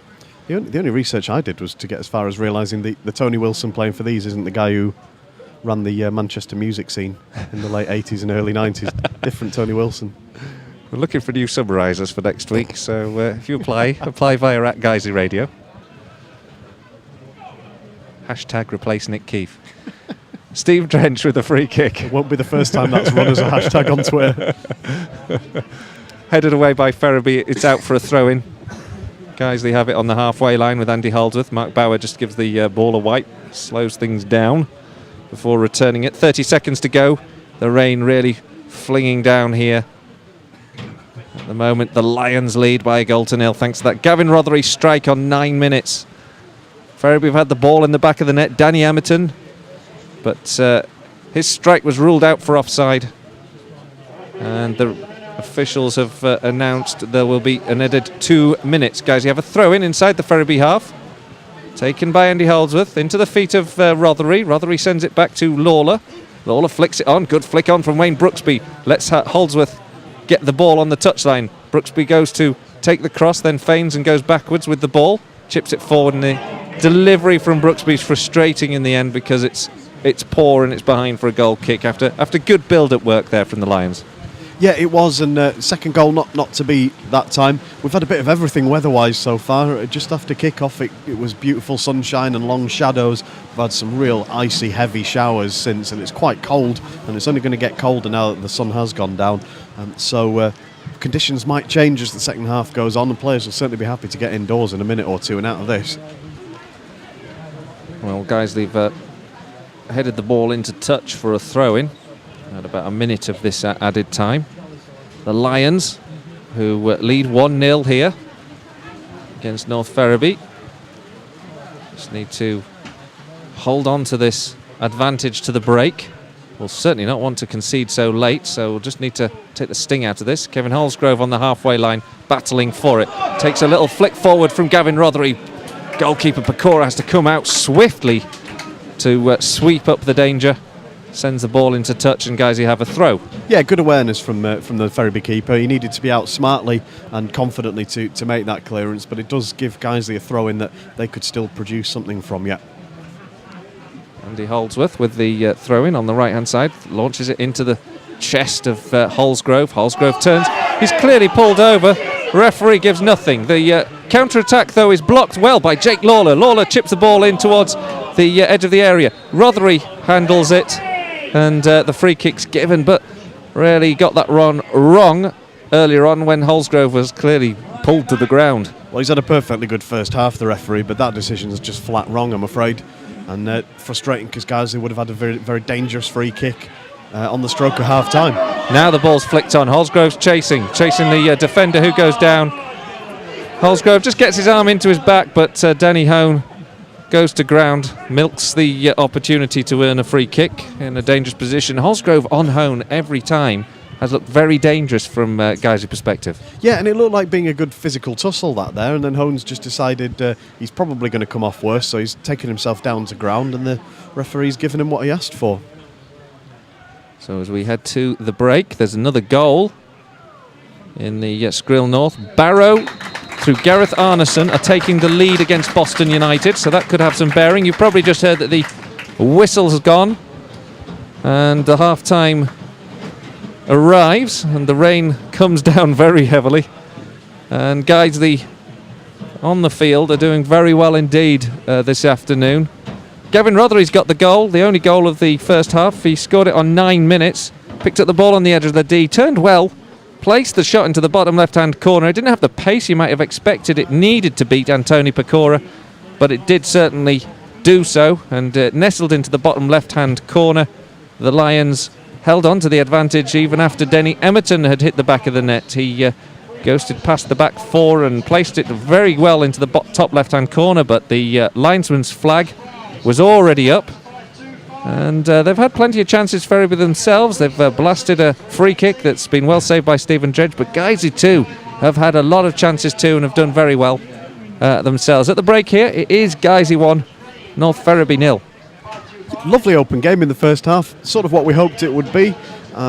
Guiseley, you could argue, only had really one good shot on goal, and that was the one that they scored for, but they made plenty of other opportunities. Ferriby doing plenty to make everyone in the ground aware that they are dangerous, and they're certainly not planning on leaving with 0 points at the end of the second half today. So, all to play for after the break, and I think we're going to hand over to Tom, are we, for a bit of half-time scores from around the grounds and some general Jeff Stelling work. Yeah, Jeff Stelling work from Tom. I think that's what we'll have, and we've also got Tim Richards up here in the press box this afternoon. So we'll find out what's been happening around all of the grounds, from the Premiership right down to the Skrill North, which is the most important division, I'm sure, with Tom Feeney and Tim Richards. So we'll see you back for the second half, but for now, let's catch up on the half times. Well, thanks, Colin, and of course it is a fantastic performance by Guiseley so far. And also a fantastic scoreline as well for Guiseley, and a goal by Gavin Rothery, 10 minutes on the clock. That is the difference so far. North Ferriby United, they'll feel unlucky. They have had a goal disallowed. And Tim, just to ask you first of all, just what have you made of the performance so far? Yeah, it's been really impressive from Guiseley so far, I think. You wouldn't be able to tell between the two sides who is actually top of the table. I think Guiseley have been the better side. They've had more of the chances, and they've looked really good going forward, and the best attacking side. For saying North Ferriby, as we said before the game, are a very attacking side, and they've got a lot of goals this season. We've shut them out very well, actually, in it for a Guiseley perspective anyway, and it'll be interesting to see how North Ferriby respond. Well, we will be talking more about that game after we've gone through some of the half-time scores. And in the Barclays Premier League, a massive result for Chelsea. They beat Arsenal 6-0 in the lunchtime kick-off. Arsene Wenger's 1000th game in charge, and I don't think that's the way he wanted it to finish. So the rest of the scores are now half-time, and it's Cardiff 2, Liverpool 2, Everton 1, Swansea 1, Hull 2, West Brom 0, Manchester City 1, Fulham 0, Newcastle 0, Crystal Palace 0, and Norwich 2, Sunderland 0. And that would be a massive result for Norwich City, and a massive result for Sunderland as well. Of course, two sides fighting to try and stay in the Barclays Premier League. Now looking at the Sky Bet Championship, and there's only one full-time result. It ended Derby 5, Nottingham Forest 0. And the rest are half-time scores. It's Barnsley 0, Bournemouth 0, Birmingham 1, Reading 1, Blackburn 1, Leicester 1, Blackpool 1, Huddersfield 0, Brighton 0, Ipswich 0, Charlton 0, Burnley 1. And of course that would be a crucial result for Burnley, who are trying to get into the... Well, they are in the automatic places. They're trying to get automatically promoted. I don't think many saw that happening at the start of the season. Doncaster 1, Sheffield Wednesday 0, Leeds 2, Millwall 0. That's always a feisty game. It's Middlesbrough 1, QPR 1, Wigan 1, Watford 1, and Yeovil 2, Bolton 0. And that might just be seen as a bit of a surprise. Of course, Bolton, they're on a bit of form, and Yeovil, again, another side fighting for their lives. Now to Sky Bet League 1, and there is one full-time result. It's Sheffield United 0, Wolves 2, and that's Sheffield United's first loss in 12 games. An incredible run of form they had gone on, of course, which has seen them get to the semi-final of the FA Cup. The rest of these scores are half-times. It's Brentford 2, Coventry 1, Colchester 0, Bristol City 1, Gillingham 1, Crewe 1, Notts County 2, Carlisle 0, and that is a battle of the two of the sides fighting for their lives in that division. It's Oldham 1, Crawley 0, Peterborough 0, Rotherham 1, Port Vale 1, Tranmere 0, Shrewsbury 0, Bradford City 0, Stevenage 2, MK Dons 0, Swindon 0, Preston 0, and Walsall 1, Leyton Orient 0. And now looking at Sky Bet League 2, again one full-time result. That's Mansfield 0, Chesterfield 0, and again the rest are half-time scores. It's Accrington Stanley 0, Plymouth 1, Wimbledon 0, Cheltenham 1, Bury 0, Dagon Red 0, Exeter 1, Fleetwood 0, Morecambe 0, Northampton 1, Portsmouth 0, York City 1, Scunthorpe 0, Burton 0, Torquay 0, Newport 1, and Wickham 0, Rochdale 0. And now getting to the nitty-gritty, the leagues which matter, and of course this is the league where Guiseley will be hopefully playing next season. This is the Skrill Premier, and all these scores are half-times. It's Barnet 2, Hereford 0, Braintree 1, Aldershot 0, Forest Green 0, Welling 0, Gateshead 2, Lincoln City 0, Hyde 0, Dartford 0, Kidderminster 0, Southport 0, Luton 0, Chester 0, Macclesfield 1, Tamworth 1, Nuneaton 0, Grimsby 1, and Wrexham 1, Salisbury 1. And now getting to the most important league, and some of these scores haven't updated yet, but some of them have. And A.F.C. Telford are 4-0 up against Oxford City. Of course, if A.F.C. Telford get the win today, they'll be in a fantastic position as results stand right now, as the scores stand right now. Of course, if Guiseley are to beat North Ferriby United, A.F.C. Telford, they look like they will be able to take full advantage and get top of the table.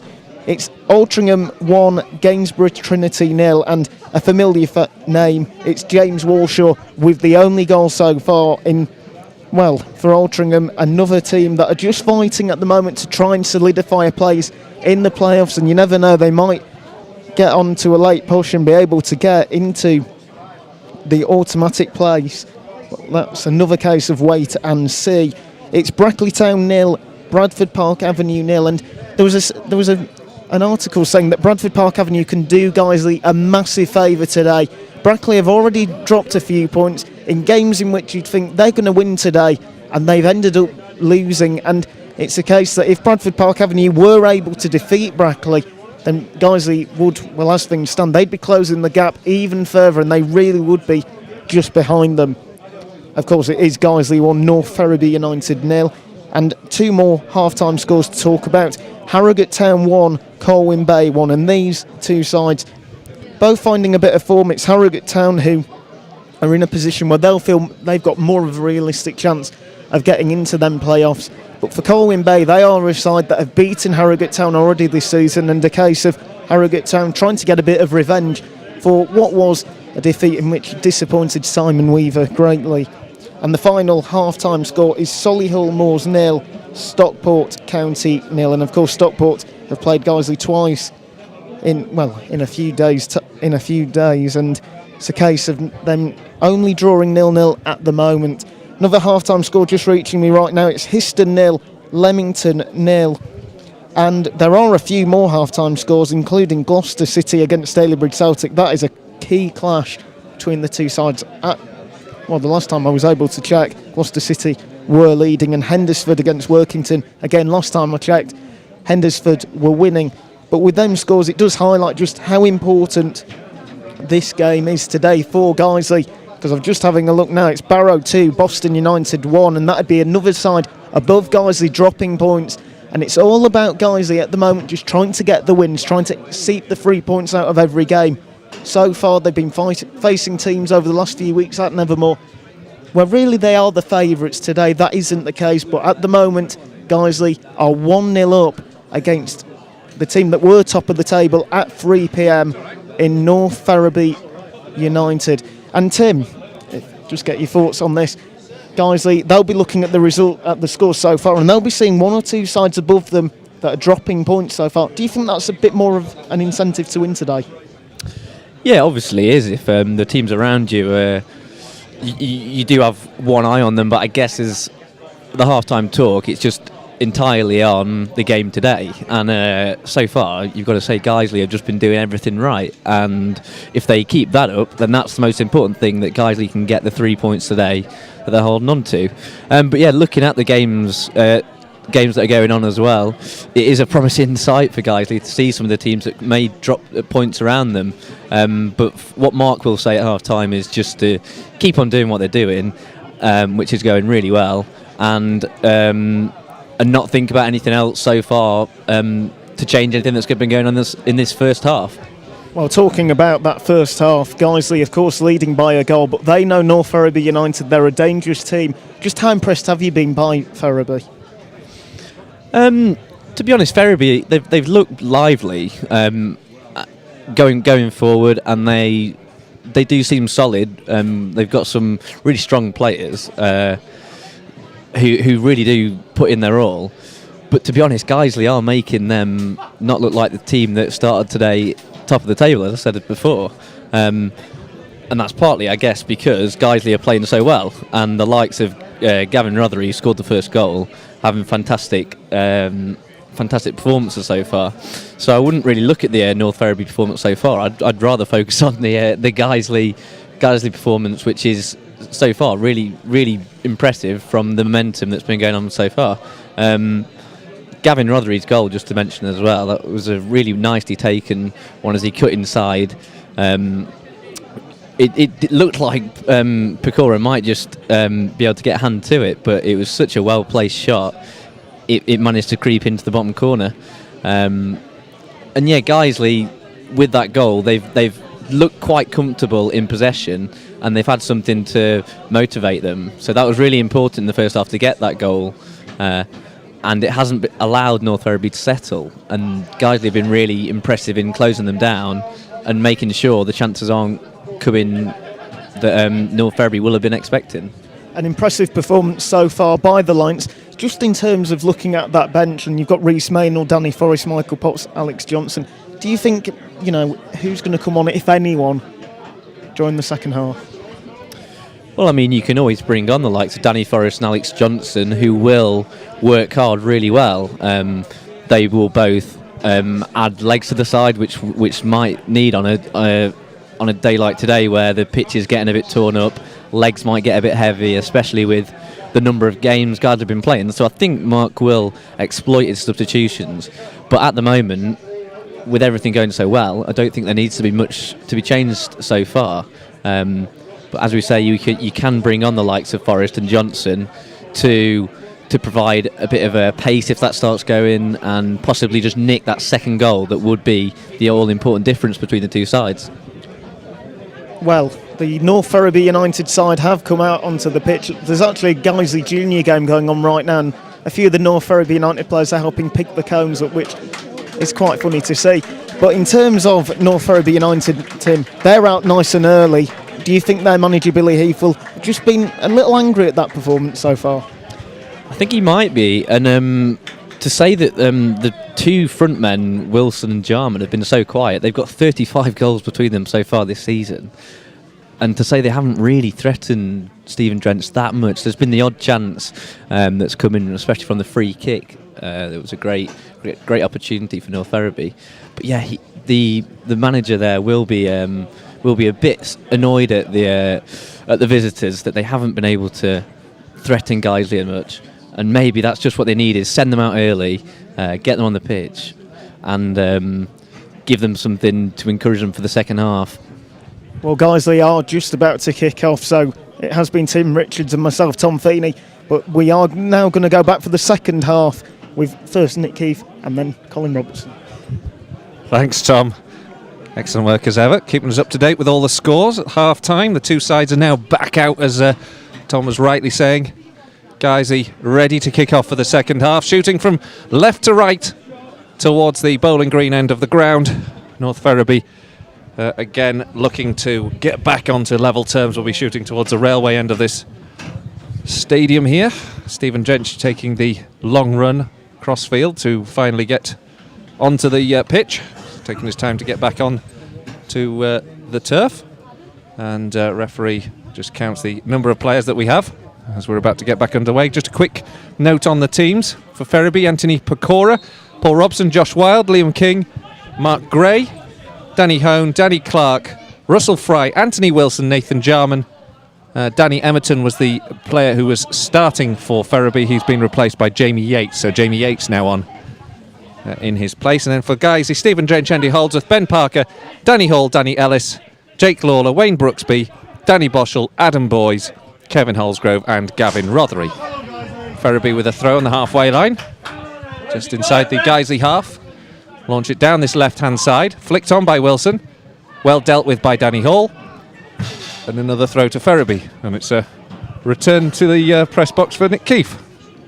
Yeah, and the talk of the TQ at half-time, so we're all waiting for a hot in the rain, was both sets of fans thinking there's an awfully long way to go in this game yet, and it's very finely poised.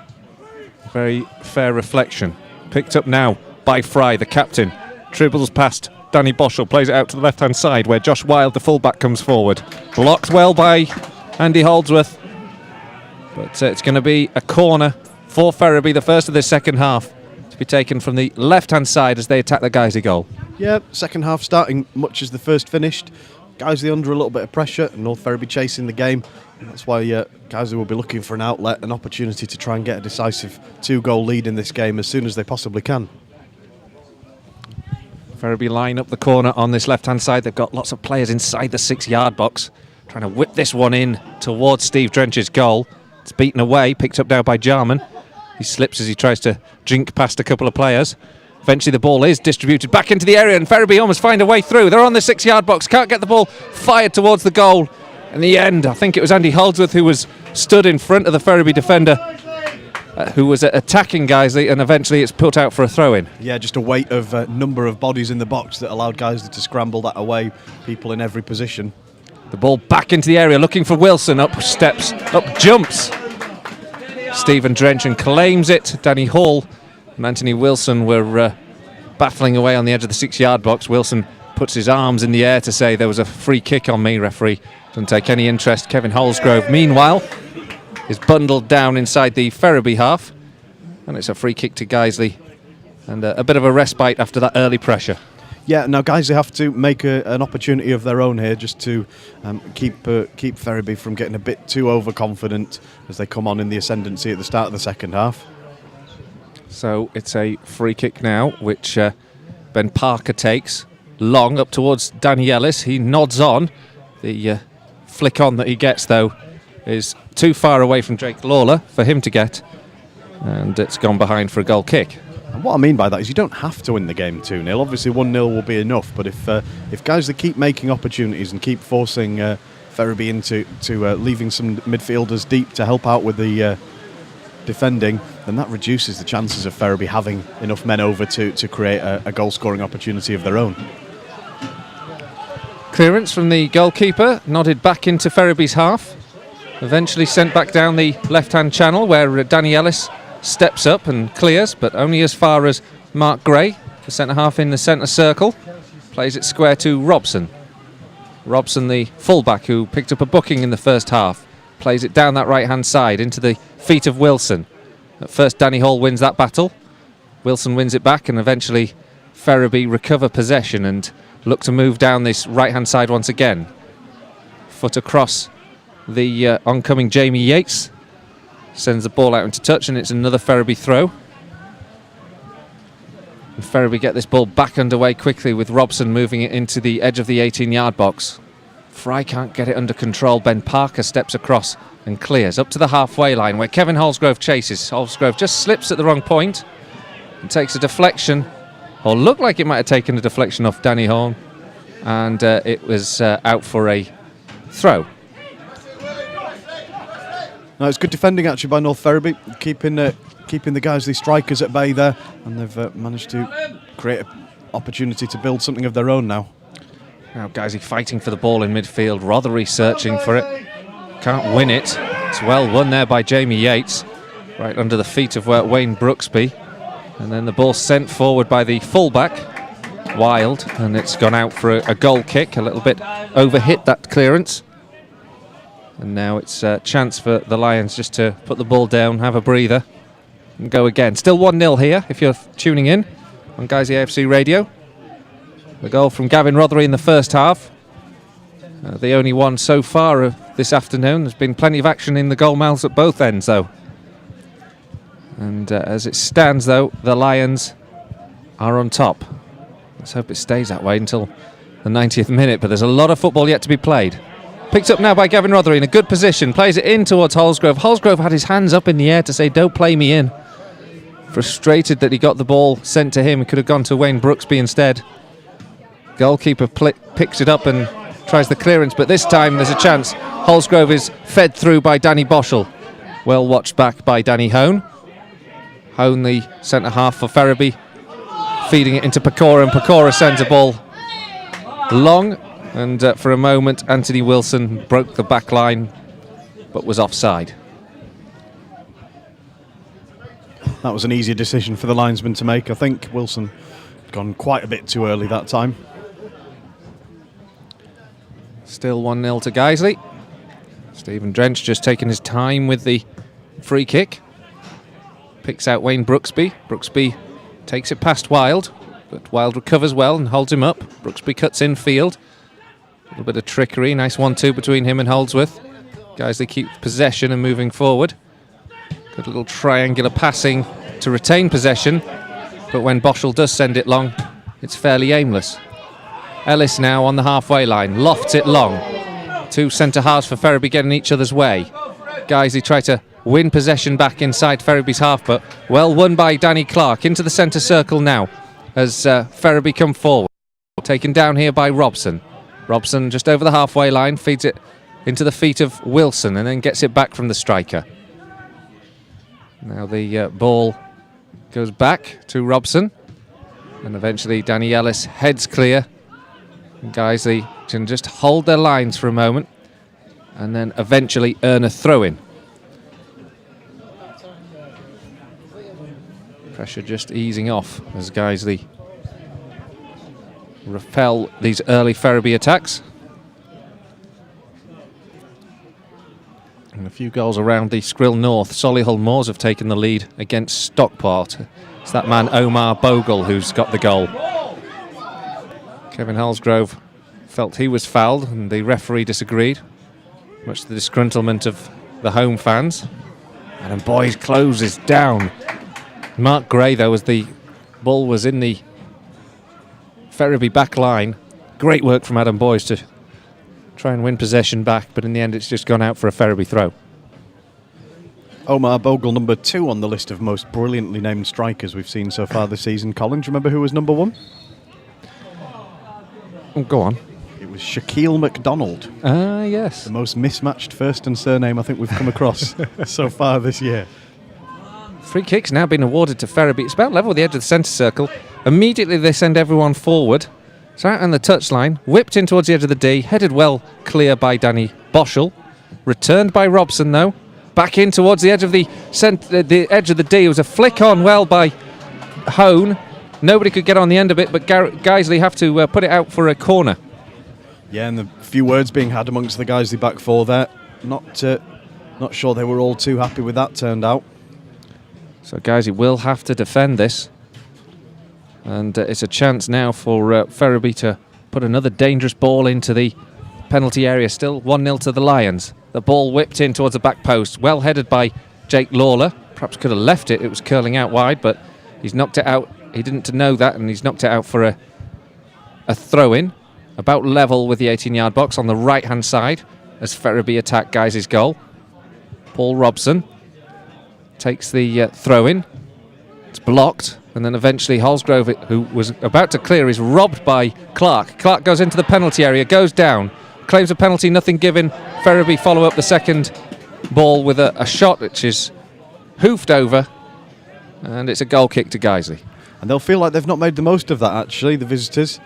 They had men over, they had plenty of people forward, and an attacking opportunity. I don't think there was anything in the penalty shout, and it was right on the very apex of the box anyway. Be very surprised to see something given there, and they carried on playing, but to have come to nothing there will be a little bit frustrating for the North Ferriby strikers. The clearance from Stephen Drench goes all the way back to him. Anthony Wilson chasing it down, looking to force the pressure on Guiseley.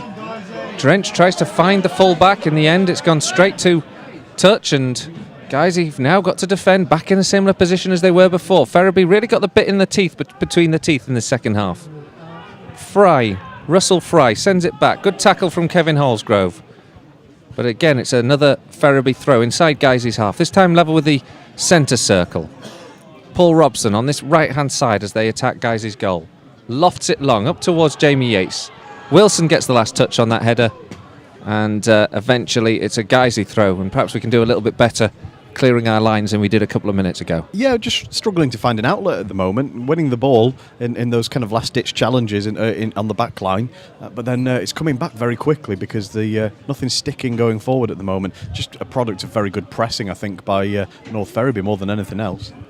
Still Guiseley lead by 1-0, 55 minutes gone. And the ball's just bounced into a little bairn on the far side there who's on the top of his dad's shoulders. Needs a bit of a cuddle, but I think he'll survive. Ferriby pick up possession on the halfway line, loft it long into the penalty area, this time looking for Nathan Jarman. Jarman headers clear, and eventually so does Danny Boschel. And then the ball's sent back in. It's returned back into Ferriby's half by Ben Parker. And then lofted long by Mark Gray. Or in the clearance that hits touch, and Guiseley have a throw in. Well, now they need to make something from this, Guiseley. They need to make some possession, hold on to the ball a little bit, or get something forward, because otherwise the yellow and green shirts are just inching forward all the time and making it very difficult for Guiseley to defend against. Guiseley now on the counter-attack here, just come forward down the left-hand side. The ball was played in front of Adam Boys invitingly, just couldn't make up the yards before Anthony Pecora came off his line very quickly to claim that ball.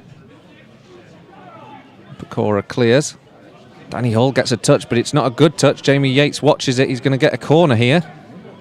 And again, it's another Ferriby corner. That one rather cheaply given away by Guiseley. And they have a corner on the right-hand side as they attack the Guiseley goal. And you can tell from the hush in the ground that the crowd realise this is a dangerous time for Guiseley. The ball whipped in, this time up towards the edge of the 6-yard box. Wilson gets a header on it. It's into the area and eventually claimed by Stephen Drench. It looked like Mark Gray was going to get on the end of it at one point after Wilson's header went up in the air.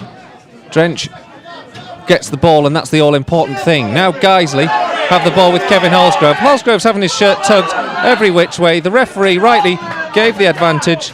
Good referee in there from Mark Ackerman. Gives Guiseley the free kick after there was no advantage to the Lions. It was good refereeing that. He was clearly having his shirt pulled and being fouled, prevented from turning to run at goal. And as he tried to force his way past that first man who was fouling him, Holsgrove, he found himself closed down by 3 others. Eventually he was bundled to the ground, and the referee's done the right thing of pulling it back for a Guiseley free kick. Wayne Brooksby just stands over the ball here, and Guiseley have got this one about 10 yards in from the centre circle inside the Ferriby half. They're playing this one long towards the edge of the area. It's up towards Jake Lawler. Header goes in from Danny Hall this time. Can't keep it down. Not like he did on Tuesday night. And it's gone over the bar and out for a goal kick. Yeah, just arrived slightly later than he would have liked. He'd already jumped, and by the time the ball came down, he was starting to go back down to ground, so he was underneath it. Couldn't get any direction on the ball as a result. Long clearance from Pecora once again, looking to get Anthony Wilson involved. It's flicked on. Andy Holdsworth gets just a good enough touch to send it back to goalkeeper Stephen Drench. And Guiseley now have to watch because the ball's coming forward again. They just can't send it away. Great tackle though from Danny Hall on Liam King, who was surging through the back line. Sent all the way back to Stephen Drench once again as Ferriby just pressing with such precision. Now Gavin Rothery on the counter-attack, hacked down here by the captain Russell Fry. Surely that'll be a yellow card. And a free kick to Guiseley, and good work from Rothery. Oh, it was a lovely touch. He had the long clearance coming from the keeper, but sort of brought it with his chest and his shoulder, turning in the process so that he was sort of cushioned it down and turned so that he could run forwards with it, all in the same motion. It was all a bit too quick for the Ferriby captain, who ended up having to bring him down to stop what would have been a very dangerous break. So free kick now to Guiseley. Wayne Brooksby with it. There's 4 white shirts to aim for on the edge of the 18-yard box as this ball's whipped in up towards Danny Ellis. Ellis looks like he's taken a push in the back and then he's clipped over by Danny Hone, and the two of them stand up to each other. Ellis and Hone called over. I think there was a big claim there for Danny Ellis having been pushed in the back there by Danny Hone. Hone immediately responded and reacted, and Danny Ellis I think also was very frustrated about that. Maybe had a little response to being pushed over by Hone. Referee just speaking to the two of them to calm this situation down, I think. Well, I think the referee's doing the right thing now of just letting the lads calm down, take the heat out of the situation rather than rush in with cards, potentially book both of them for their responses there. But I'm inclined to agree with you, Colin. It looked from here like he'd been fouled, he'd been shoved. So that's probably why Danny was frustrated. There was a good shout from the crowd behind the goal, who were a bit closer to it than us as well. But nothing doing, and in the end, no harm done, no rash cards given out or anything like that would spoil the game. Guiseley now defending as Ferriby press. Ball now into the feet of Gavin Rothery, who can try and get the ball out of his own half. He's under pressure immediately, he takes possession of the ball. Kevin Holsgrove tries to work something down this left-hand flank, gets a deflection off a Ferriby player. Good work from Holsgrove there to win the throw. Yeah, and it's all about energy in the second half, isn't it? I mean, it's players aren't getting any time on the ball in midfield, and Guiseley have found that a little bit difficult. They're being pressed much more quickly and much more strongly than they were in the first half, and same happening to Ferriby when they win the ball back. So it's going to be a real interesting battle in the midfield third. Holsgrove's worked out some space for himself on the left-hand side. He's blocked here by Gray. Gray gets the tackle in, thrown to Guiseley right down by that left-hand side corner flag. Couple of goals in Skrill North. Barrow scored with Gareth Arneson to make it 3-1. Then a quick response from Boston United. Ben Mills has scored a screamer by all accounts to make it 3-2. Now Jake Lawler with the ball for Guiseley, and Ferriby pick it up now with Fry. Sends it up into Guiseley's half. Danny Hall and Wilson collide, but Wilson goes rather exaggerated fall onto the ground, and then the ball sent through here for Boys, and there's absolutely no way he's offside there. And the referee's linesman's flag has gone up. He surely has got that one wrong. Well, he looked like there were 2 or 3 Ferriby players playing him onside there, Boys. He looked like he'd just peeled away in between the 2 centre-backs so he could get away from his marker, but he looked still well level. Now Ferriby have got the ball inside Guiseley's penalty area. Yates gets it in towards the 6-yard box, but has overhit the cross. It's because this ball is moving so quickly from the goalkeeper to the frontman. They play it long, but they play it effectively long, don't they, Ferriby? The ball does stick up there. They do create chances when they send it long. Well, they've not got giants up front like Liam Dickinson, who we saw in midweek for Stalybridge, but Anthony Wilson's obviously very effective at winning headers and bringing his teammates into play, and because they're playing with other people around him, particularly Jarman close by, he never gets isolated, so it's never forlorn long ball. It always looks like it's with something in mind. Well, a flick on from Kevin Holsgrove there from Stephen Drench's clearance. Returned to the Ferriby back line. Danny Boschel's now penalised for a free kick inside the centre circle. Looks a little soft, but it's a chance now for Ferriby once again to get the ball into Guiseley territory here, and a dangerous one at that. It's Fry who'll take as Ferriby line up the attackers on the edge of the 18-yard box. Fry now with the free kick, sends it in towards the edge of the 6-yard box. It's headed on by Gray, and again eventually cleared out to the touchline, but Ferriby still have the ball here with Yates. If Yates can do something with this, he's under close attention from Ben Parker. Parker does superbly well to win the ball off him, prevent it going out for a corner, and then as he sends it clear, he's got nobody to aim for. Boys tries to win it. Good work from Boys though as well to prevent the ball being returned with more danger, and in the end it goes out for a goal kick, and that was good defending all round there from Guiseley. Yeah, it was. He stuck at it really well, did Ben Parker. He followed him over into the corner flag area, didn't let him turn, and eventually just stood off him long enough without touching it to force the mistake and allowed him to win the ball back.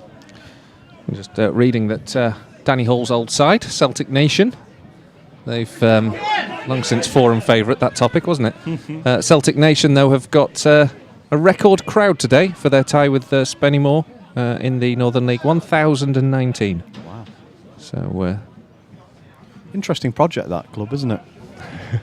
No. I mean, genuinely, it's another one of those sort of fantasy football type ideas being played out in the lower league, and a bit like A.F.C. United, and where you end up with a club that seems too big for its place in the pyramid. But good luck to them. Colne Dynamos. That's the analogy for me. Colne Dynamos back in the late 80s. I'll educate you on that one later. Yeah, predates me, I'm afraid. I mean, I was alive then, but getting ready to start primary school. Thanks, Nick. Free kick to Ferriby inside their own half. Dwayne Brooksby was just caught offside. The ball's flicked in. Jamie Yates has ghosted past his man. He's pulled down by Ben Parker. The penalty's been awarded to Ferriby. Ben Parker will be in trouble here. The referee's pulled the red card out. Guiseley down to 10 in a minute. The game has been completely undone, and the Lions have now conceded a penalty kick, and it's a penalty to Ferriby and a red card for Ben Parker. So there's groans around the ground, Nick. The game's up, isn't it? In a second. It's a game-changing decision. I thought it was a really soft penalty. I I don't know if there was a tug of the shirt or a tug of the a nudge of the shoulder. It really looked light. But in giving the penalty and sending the Guiseley left back off, Guiseley have got a real job on to salvage something from this game. I presume that North Ferriby United will equalise from this penalty, and at that point they are the favourites to get 3 points this afternoon. And after such great work, it's all done in a second. Penalty kick for Ferriby. Nathan Jarman stands over. 66 minutes gone in this game. Stephen Drench versus Jarman. Jarman strikes. Drench saves! Brilliant save from Stephen Drench. Jamie Yates now takes the ball back into the penalty area. The danger's not away. Flicked away by Lawler. Ball up towards the touchline. Can't keep my emotions in control here, Nick. The ball's eventually knocked out. And it's a Ferriby throw. This is a moment, and now it's all beginning to hot up. They're trying to get Adam Boyes sent off here. Well, that's ridiculous. A little off-the-ball incident between Adam Boyes and one of the Ferriby United defenders. But we didn't dare believe it, did we? When the penalty went in, there's that sinking feeling. You know what's going to happen next. But it was a great save by Drench. About halfway up the post height. He went the right way, beat it away with both hands out towards the touchline, so it was impossible for a following-in striker to have a second attempt. Reece Maynell's going to be introduced now to come and play at left-back. We'll wait and see who Mark Bauer's going to sacrifice to fit an extra defender into the team. But now I think the rest of the game is going to be attack versus defence, I'm afraid, isn't it? Guiseley are going to have to hang on to this. They're going to have one fewer men up front, so they're going to find it harder and harder to make their own chances. And the question will be, can they hang on to this 1-goal lead from now until the end of 90 minutes? Well, Adam Boyes has been booked for that incident. I don't know what happened there between him and Mark Gray, but Mark Gray, likewise, has also picked up a yellow card. Kevin Holsgrove is who's going to be replaced. Reece Maynell will make way. Holsgrove's had a very good afternoon, hasn't he? He has. He's looked dangerous with his strength and his pace and his movement and his willingness to change between left and right and through the middle. Very difficult to mark. And just when a defender's getting used to playing up against him, he switches his position and goes against a different defender. Big loss to lose him for the rest of the game. But Mark needs 4 defenders at the back to stand a chance of coming away with anything this afternoon, I think. Free kicks has been given to Guiseley. The long throw went in. Anthony Wilson pushed his man. Free kick to the Lions on the edge of the 18-yard box. Oh dear. It's tight. Well, the only good thing you can say about it is it resolves a selection headache, because it gives Reece a chance to come and play back in the team. It's a good job he's got himself fit enough to be back on the bench today, because in midweek we would have struggled to find someone who was ready to play at left back with the squad that we had for that match. Another barge in the back of Danny Ellis there from Wilson. Wilson's on a yellow card, actually. He'll need to be careful here, and I think the referee's going to give him the this is your last talking to here. But he's calling him over. This is an interesting one. I think he's just going to give him a bit of a last chance saloon here. Well, he's got the captain in with him as well, so I think they are having a word and letting him know that he's in the last chance saloon rather than anything else. I don't know. It's agony, isn't it? I keep looking at the clock thinking, is there really 21 minutes to go? I know, that's the question, is can we hold out for 21 minutes against this big, direct, dynamic, physical North Ferriby team, when we've struggled to get the ball forward and use it effectively in the second half anyway. So free kick to Guiseley anyway, inside their own half. Danny Hall steps up to take this one. Launches it long, this time up towards Gavin Rothery, who's taken a position on the left-hand side. Ball bounces off the full-back Robson. Out for a throw-in for Guiseley. That level with the 6-yard box, but there's no real attacking intent anymore, is there? It hasn't really been in the whole of the second half. No, and that's not by Guiseley's design. It's just that Ferriby did a very good job after half-time of putting on the pressure. But now, as you say, Guiseley can't afford to commit too many men forward. Otherwise, they will just find themselves undone very easily at the back. And characteristically sloppy ball from Danny Boschel, straight to the goalkeeper. Bizarre flick back from Andy Holdsworth. And Guiseley have to clear with Stephen Drench going into a makeshift right-back position. Wait, Brooksby gets a flick on.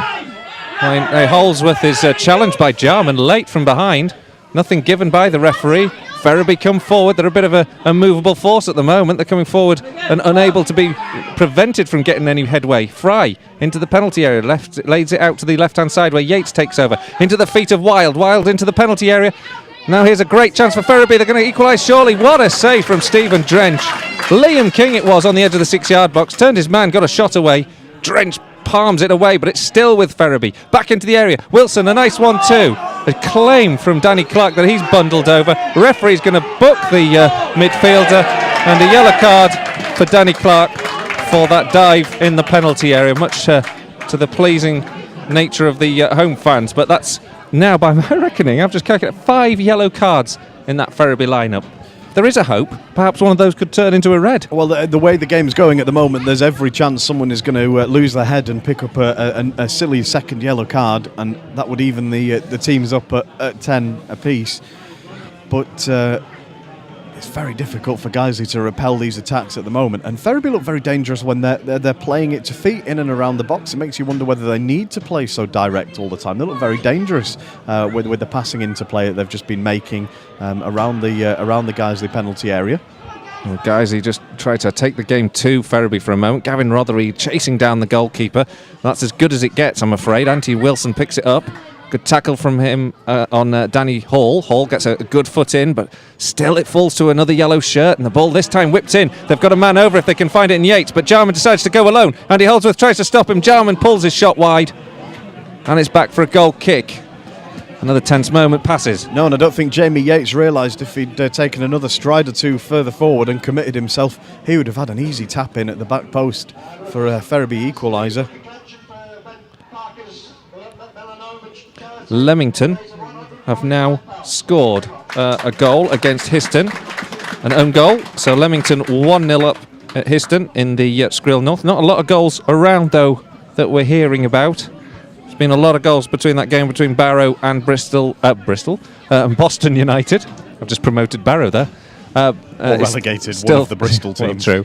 3-2 to Barrow at the moment. They would probably get put into the Skrill North as well, wouldn't they? And no sooner do Guiseley clear from Stephen Drench. It's a throw-in for North Ferriby. The whole of this game, if they were up to stats at this game, it would be quite telling where the periods of play and the percentage gameplay has been. It would be mostly in this half, I would say. Yeah, it's been a sort of a one-ended game. Guiseley had the better of it, as you say, towards the railway end in the first, and Ferriby playing towards the same end, having very much the best in the second. Boys wins the ball from Drench's clearance. Guiseley holding on to it now. Jake Lawler feeds a lovely ball in towards Wayne Brooksby. Just blocked well by Ferriby, and now they come away with it here with Fry. The captain lays it left, and now picks out the feet of Jamie Yates, and Yates comes forward down this left flank. A dangerous player he is. Plays it infield now to the feet of Hone. Hone now outfield to Josh Wild. Wild plays the ball into the area. Stephen Drench watches the flight of the ball well, claims it. Guys, you can take another couple of seconds here. The tension mounts. 15 minutes to go. Still the Lions lead. They're playing with 10 men though. Ben Parker sent off for a foul that led to a penalty, and the resulting penalty from Nathan Jarman was well saved. And now immediately you do wonder, actually, the referee's now making the get the game going motion to Stephen Drench as he's collecting this goal kick, but there's no need to at this point in time. He's not exactly held the play up. Well, I don't understand that ever from a referee. I know they want to keep the game moving, but when the ball's dead, it's very simple. You add the time on at the end of the game. It doesn't benefit the team who's taking a while to get it restarted. And they're listening to the shouts there, I'm afraid, the officials. But it's picked out by Danny Ellis. Headed on now by Josh Wild. Guys, who now have to try and defend. There's a man down for Ferriby, but they're coming forward with such conviction here.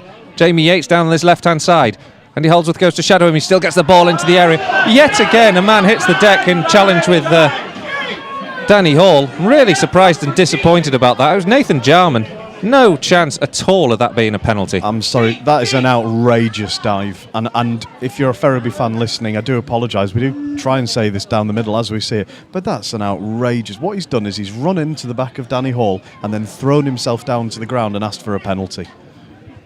Well, I'm surprised he didn't get a yellow card for that. The only thing that Well, it's another one of the yellow cards that has been given today. Has already been that. So the only thing I think is perhaps the referee didn't want to repeat it. Now Ferriby come again with the ball against 10-man Guiseley. Can the Lions hold out? They're a goal to the good at the moment, but they're having to defend deeply in the second half. The entire game played in Guiseley's half. Nodded on now, flicked away by Danny Ellis. It returns by Ferriby every time into the feet of Wayne Brooksby. Brooksby's tackled as soon as he gets on the ball. He hasn't got any time to deal with anything. Picked up again by Wild. They smell blood to Ferriby, but they can't break it through that final third at the moment. Now a good ball to the right-hand side where Robson comes over unmarked. Plays the ball into the area, up towards the edge of the 6-yard box. Danny Ellis and Anthony Wilson battle. They get the ball towards the goal. Well held by Stephen Drench. Wilson got the better of Ellis. The ball fell to someone on the edge of the 6-yard area. I'm not quite sure who, but they just poked the ball straight at the goalkeeper. No, and they should have done better there, North Ferriby. It was a great overlap by the right back, Robson, making himself space to get the cross in, completely unmarked over the far side, and failing to capitalise when you've got the ball at your feet in the 6-yard box, just playing it into the hands of the keeper. In the meantime, a rare set-piece opportunity for Guiseley to try and make some attacking progress of their own. Wayne Brooksby stands over the free kick. Guiseley taking their time with this. They have brought Danny Ellis and Jake Lawler forward. I imagine this will be a delivery into the area. It's far too far for a shot. It's midway through the Ferriby half. And Ellis, Lawler and Boys are the three Guiseley players forward. Everyone else is back. Brooksby sprays the ball in towards the edge of the 6-yard box. Ellis and Lawler can't get onto it, but the clearance from Pecora is well watched by Brooksby and makes sure he hits touch with the clearance before Ferriby can counter-attack. Yeah, and we're going to need a few more of those if we're going to hold this out to full time, cutting the ball out higher up the pitch rather than everything being a last-ditch challenge. Good reading of the game by Wayne Brooksby it was. Now a tackle gives Guiseley the possession inside the Ferriby half, picked up by Gavin Rothery, who made the first challenge. Rothery now down on the left-hand flank, doing well. Plays it into Danny Boschel. Guiseley just have to keep the ball away from Ferriby players. Infield to Jake Lawler. Poor touch from Lawler. The clearance only as far as Brooksby though. Guiseley still have possession. Now with Andy Holdsworth.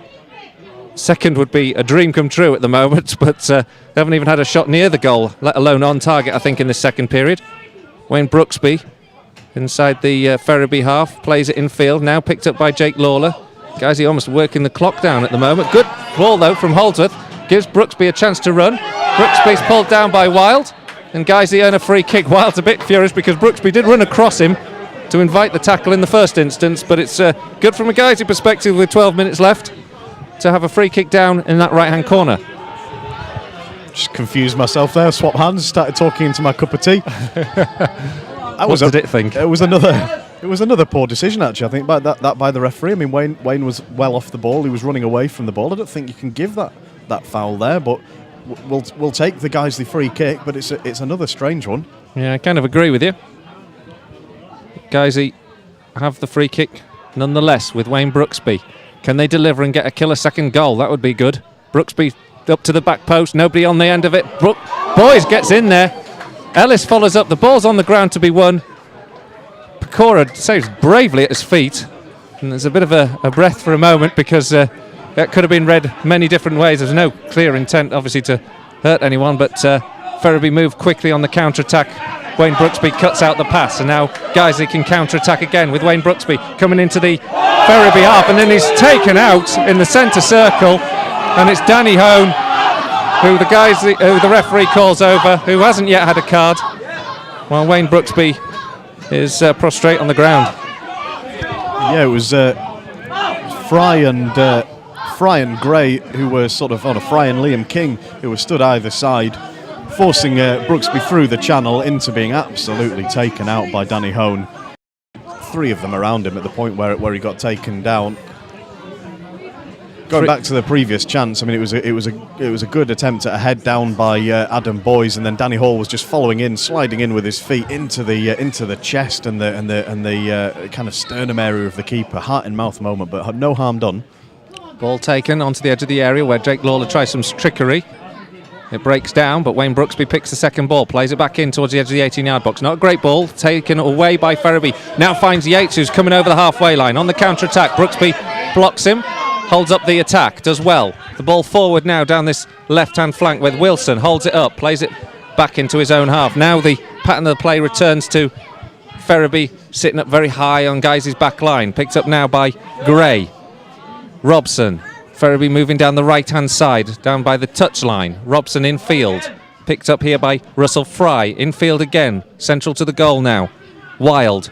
Out to the left-hand side where Yates crosses the ball in towards the penalty spot. Diving header from Danny Ellis to clear. Jake Lawler completes the clearance up to the halfway line. A lot of work for Boyce to do to try and win this ball. Sent back by Wild to Gray. Boyce keeps on running. He's got bags of energy today. A really good performance from him.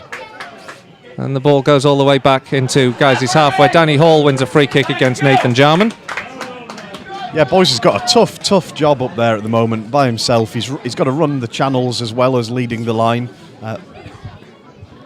Quick cough there from Nick, so I'll just give you an update on some scorelines. Niall Cowperthwaite has scored for Barrow. 4-2 now they lead Boston, and there's been 2 quick fire goals for Altrincham. They're now 3-0 to the good against Gainsborough Trinity. Nick, have you survived that one? Yeah, it was always going to happen at some point this afternoon that I was going to do that while I was on the mic. But tell you what, one player we won't see, I don't think now this afternoon is Michael Potts. I think he can take the afternoon off because there's no way you take Danny Boschel off in this situation. And Jake Lawler, his height has been absolutely vital in repelling the sort of direct long balls so far today. So those two have been very good for Guiseley, helping out in defence and showing composure as always. I wonder if Danny Forrest or Alex Johnson might be needed for Adam Boyes before the 90 minutes is up because he's working so hard. Free kick's just been given, a rather soft free kick. It wasn't in Guiseley's half, but it's been taken just inside Guiseley's half. Given to Ferriby, long one up. Stephen Drench comes off his line brilliantly, right up to the penalty spot and claims that ball. Nathan Jarman once again claiming he's fouled somehow. Clearance from Drench up towards Boyes. Boyes has got a real battle on here. He could win this one against Wild. Wild gets enough of a touch on it, and then it's taken away from him by Paul Robson. Good defensive work from the 2 fullbacks in the end, but great work again from Adam Boyes. It was, wasn't it? He's got 2 defenders to try and play against, and to even create the sniff of an opportunity is impressive, but to keep both of them under enough pressure that they've had to knock it out for a throw-in is truly a feat of hard work and physical presence. 7 minutes to go, still 1-0 to the Lions. It's incredibly tense though because down to 10 men. Ben Parker was sent off in the second half for a foul on Jamie Yates. The penalty was given but saved by Stephen Drench. Yates now on the ball for Ferriby, gets the ball into the back post, goes up over everyone, bounces off the head of Wilson. That'll be a goal kick. Guys, again, just breathe another sigh for a minute. Can we just use up a few more seconds that could be so vital in this promotion challenge? Oh, it's only going to get tenser and tenser as the game reaches its finale, but I have no idea how this is going to go at the moment because Ferriby look dangerous every time they're in possession, and Guiseley are working double shifts, every single one of them really, to try and hold on to the ball and repel these waves of yellow and green attacks. They just seem to win everything, don't they? And Jake Lawler's just been beaten to the ball now, and they come forward once again. But good tackle there from Danny Ellis. Plays the ball into the feet of Wayne Brooksby now from Boschel. Brooksby goes to the left-hand side. Good running from the Guiseley man. Takes it down towards Paul Robson, down towards this left-hand corner flag. Is bundled over by Robson. He's a man on a yellow. Free kick to Guiseley, and big shouts of off. And Guiseley now have a chance to just use up a few more seconds and get a free kick in on this penalty area. It was an unnecessary challenge as well. I don't know if Robson realised it, but there were no Guiseley men in the box. There was only Danny Boschel square and Adam Boyes square. So Brooksby was deliberately running towards the corner flag because he knew he had no one to cross it into, so he was trying to buy himself some time. Free kick now here for Wayne Brooksby to take. Guiseley have got 3 men back on the right on the edge of the 6-yard area. It goes in this time, up towards Boyes. Boyes heads it towards the goal. It's taken a deflection and it's a corner to Guiseley. Good work there from Wayne Brooksby and from Adam Boyes. It was almost the goal that he deserved here at Nethermore, but it's instead a corner to Guiseley. Wow, that would have finished the game off, wouldn't it? For a moment there, I thought that was the big moment where Guiseley were going to consolidate this winning position.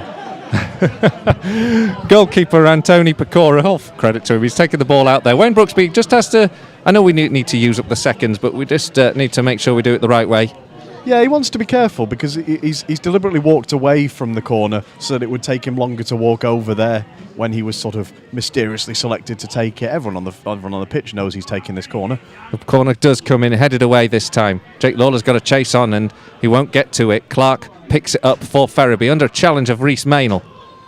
And it goes forward anyway, over the halfway line, and a long one here which will be taken down from the run of King. King can't get onto the end of it, but Danny Hall sends a back pass that gives Stephen Drench an awful lot to do.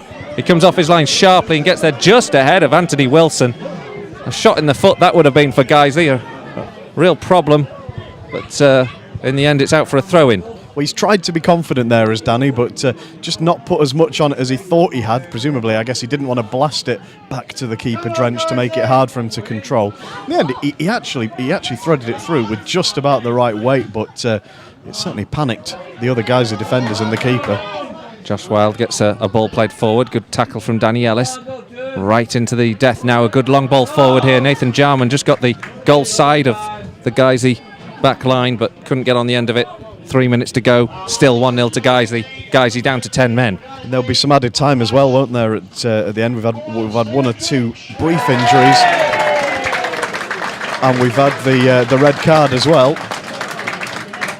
Lots to do yet in this game, even though there's only 3 minutes gone. A couple of goals elsewhere. Histon have equalised against Leamington. That's one each.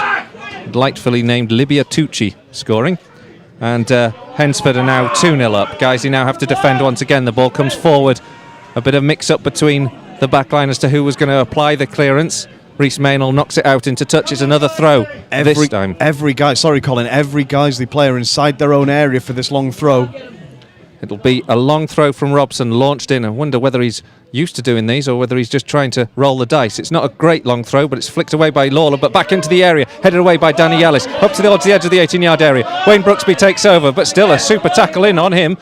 Nathan Jarman gets it back in there, cleared by Lawler, up towards the edge of the centre circle, picked up by Wilde. Back here to Robson. Robson launches it long. One last throw of the dice perhaps for Ferriby, in towards the edge of the area from a clearance from Danny Ellis. Jake Lawler steps across before Yates can get a shot in there.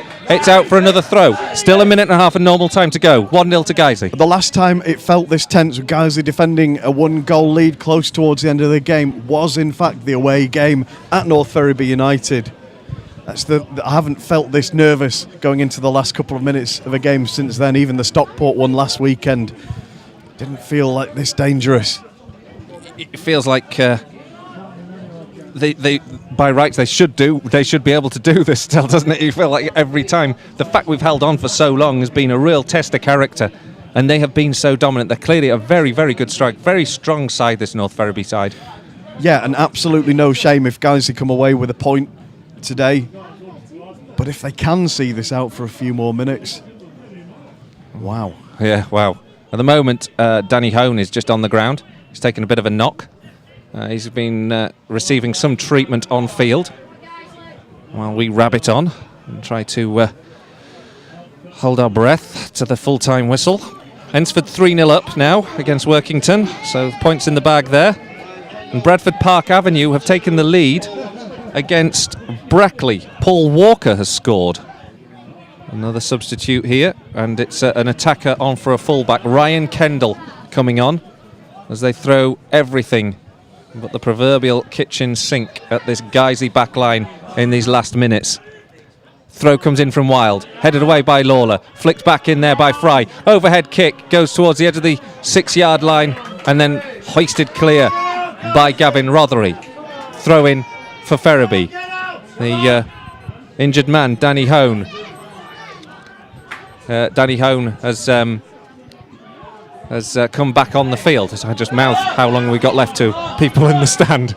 Picked up now by Wilde, into injury time now. Wilde with a long ball forward, flicked on by Wilson. Jarman's at the back post. Scuppers his shot. Hits the back of the stand behind the Stephen Trench's goal when it looked easier for him to hit the target. With the ball falling nicely and nobody around him, just the keeper ahead. All he had to do was pick the right moment to put his foot through the volley and hammer it into the back of the net. Jarman he hasn't managed to do it. And in the meantime, the shout from the crowd is to do with the number of minutes of added time. 6 minutes of added time. Good There is grief. no way on earth there is 6 minutes of added time in this second half. 5 I would have accepted, but 6. The referee's just bought that one. Free kick anyway to Guiseley. Well, we're going to have to do it in Fergie time as well then to see this game out today. There's no way, as you say, that there should be 6 added minutes. That's something you'd expect when there's been some long injuries or some real significant delays. There hasn't even been any significant time wasting because the ball's been in play for most of the half. Free kick to the Lions, just inside the Ferriby half. Taken by Hall, sent down the left-hand side looking for Boys. It's gone beyond him, it's going to be a throw. That's a minute and a half of the 6 used. 1.5 down, 4.5 to go. And it's throw into Ferriby in the right back position. Trickily taking a couple of yards. Gavin Rothery gets the flick on, knocks it out into touch.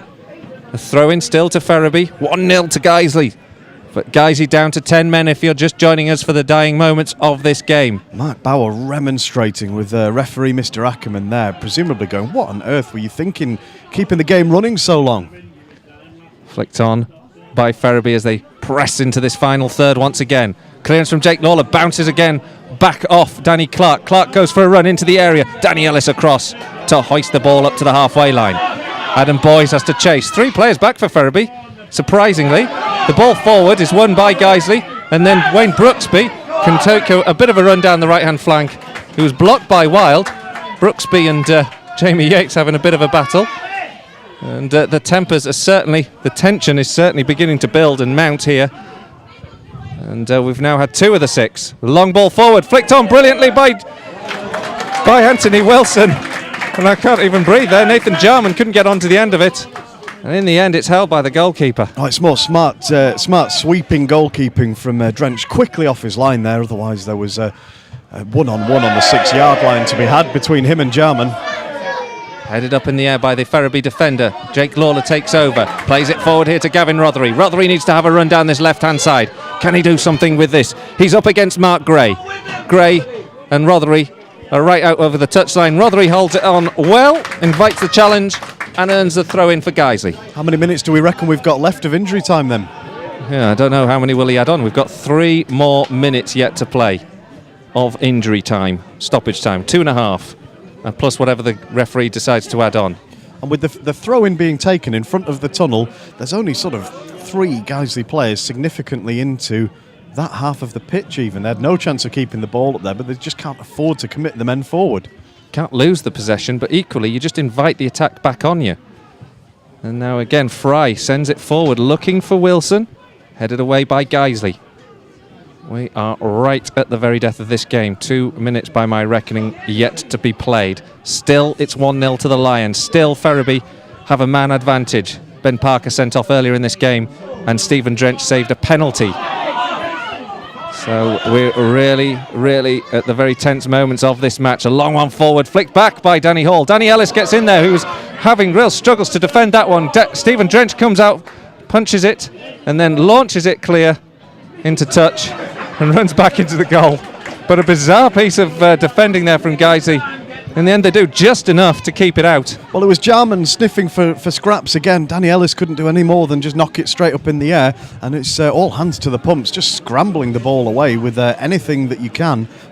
Long throw in on the right-hand side, about level with the penalty spot, taken by Ferriby in towards the edge of the area. Danny Boschel heads out. It'll be another throw from exactly the same spot. The ball into the cricket field. Oh. Is it full time yet? I can't take this. Another minute to go. And 2 balls onto the pitch at the moment. Multi-ball. And we wait for this one to be returned in. I'm sure this won't use up any more seconds. I'm sure the referee will add some more onto this. It's now with Yates. Yates takes the cross, gets it into the area. It's found the feet of Fry. He gets the ball back here to King. King gets a shot into the area. Plenty of Guiseley bodies in the way. Hoofed away by Andy Holdsworth. Wayne Brooksby has to put in one more big effort here just to close down Pecora, who comes way out of his line to play this one long. Headed on by Danny Ellis, only as far as the edge of the D. Chance here for King to get a drive in, blocked by the Guiseley defenders once again. The cross comes in towards the penalty spot, headed away by Jake Lawler. Picked up here by Russell Fry. It's getting very, very tense in these last moments.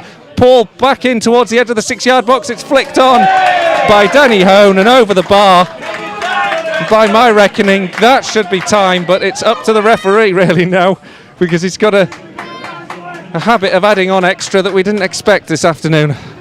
Well, North Ferriby United have thrown everything at this in the second half. They've committed men forward. They've created all sorts of problems for Guiseley in the box. It's been last-ditch defending, more or less, since half-time. But maybe with that harmless effort inside the area, that will be the last. Maybe that will be the last one. Don't say it, Nick. Guiseley clear with the goal kick. It's up towards Boys. Boys chases it. The referee blows his whistle, and I think you can hear what that means to this crowd here this afternoon. A fantastic victory over the league top side, North Ferriby, who came into this game surely expecting they'd get a point or three this afternoon. Gavin Rothery it was who got the only goal of the match on 9 minutes. Picked up the ball on the edge of the D, drilled it to the left hand of Antoni Pecora, into the bottom left hand of his goal. It was a goal that Guiseley needed to hold on to, a lead that they needed to hold on to. There was a ball in the back of the net in the first half. Danny Emerton's strike was ruled for offside. Then when Ben Parker pulled back his substitute Jamie Yates, it looked like the game would turn in North Ferriby's favour. Up stepped Nathan Jarman, the penalty superbly saved by Stephen Drench, and then the whole of the second half played in Guiseley's territory. Somehow, though, the Lions held out. A brilliant team performance, a brilliant show of resilience from Guiseley, and it's finished here. Guiseley 1, North Ferriby United 0. When we went on air this afternoon, I said that I didn't think Guiseley were the favourites for this game. I thought that the team who'd won 5 of their last 6, who were the top of the table going into the clash, were the favourites. And as the second half went on, we saw why. North Ferriby, as good as they were when we played at their ground earlier in the season, they've caused Guiseley's defence more problems than just about any other team who've come to Nethermore this season. But unlike 1 or 2 teams who've come to Nethermore this season, they haven't come away with any points from the game, and that was down to heroic defending. The second time in a week that Guiseley's defenders were the heroes of the team, but rather than being the heroes for scoring the goals today, as they were on Tuesday, today it was heroic last-ditch defending from Ellis and Hall and their defensive counterparts. Very, very impressive clean sheet. Not many will be able to hold North Ferriby United strikers out for 90 minutes this season, and I think that's another hugely significant win in Guiseley's campaign to reach the playoffs. Well, it's absolutely superb. Last couple of goals that we can bring you from around the grounds just before we sign off here. Hensford won 4-0 in the end, a late goal in stoppage time. But listen to this, Barrow 4, Boston United 4. Boston United scoring 2 late goals to come back to equalise at Barrow and make it 4-4. And the reaction I'm hearing is that Droylsden have also won this afternoon. So that is a heck of a record as well. There'll plenty more news to come, though, I'm sure, all around the Skrill North. But the main news here this afternoon is that Guiseley have won and the Lions have grabbed the 3 points with a fantastic victory over North Ferriby United. The Gavin Rothery goal, the deciding factor. It's finished here. Guiseley 1, North Ferriby 0, and we'll be back on Wednesday night for that big game against Stalybridge Celtic. We'll see you then.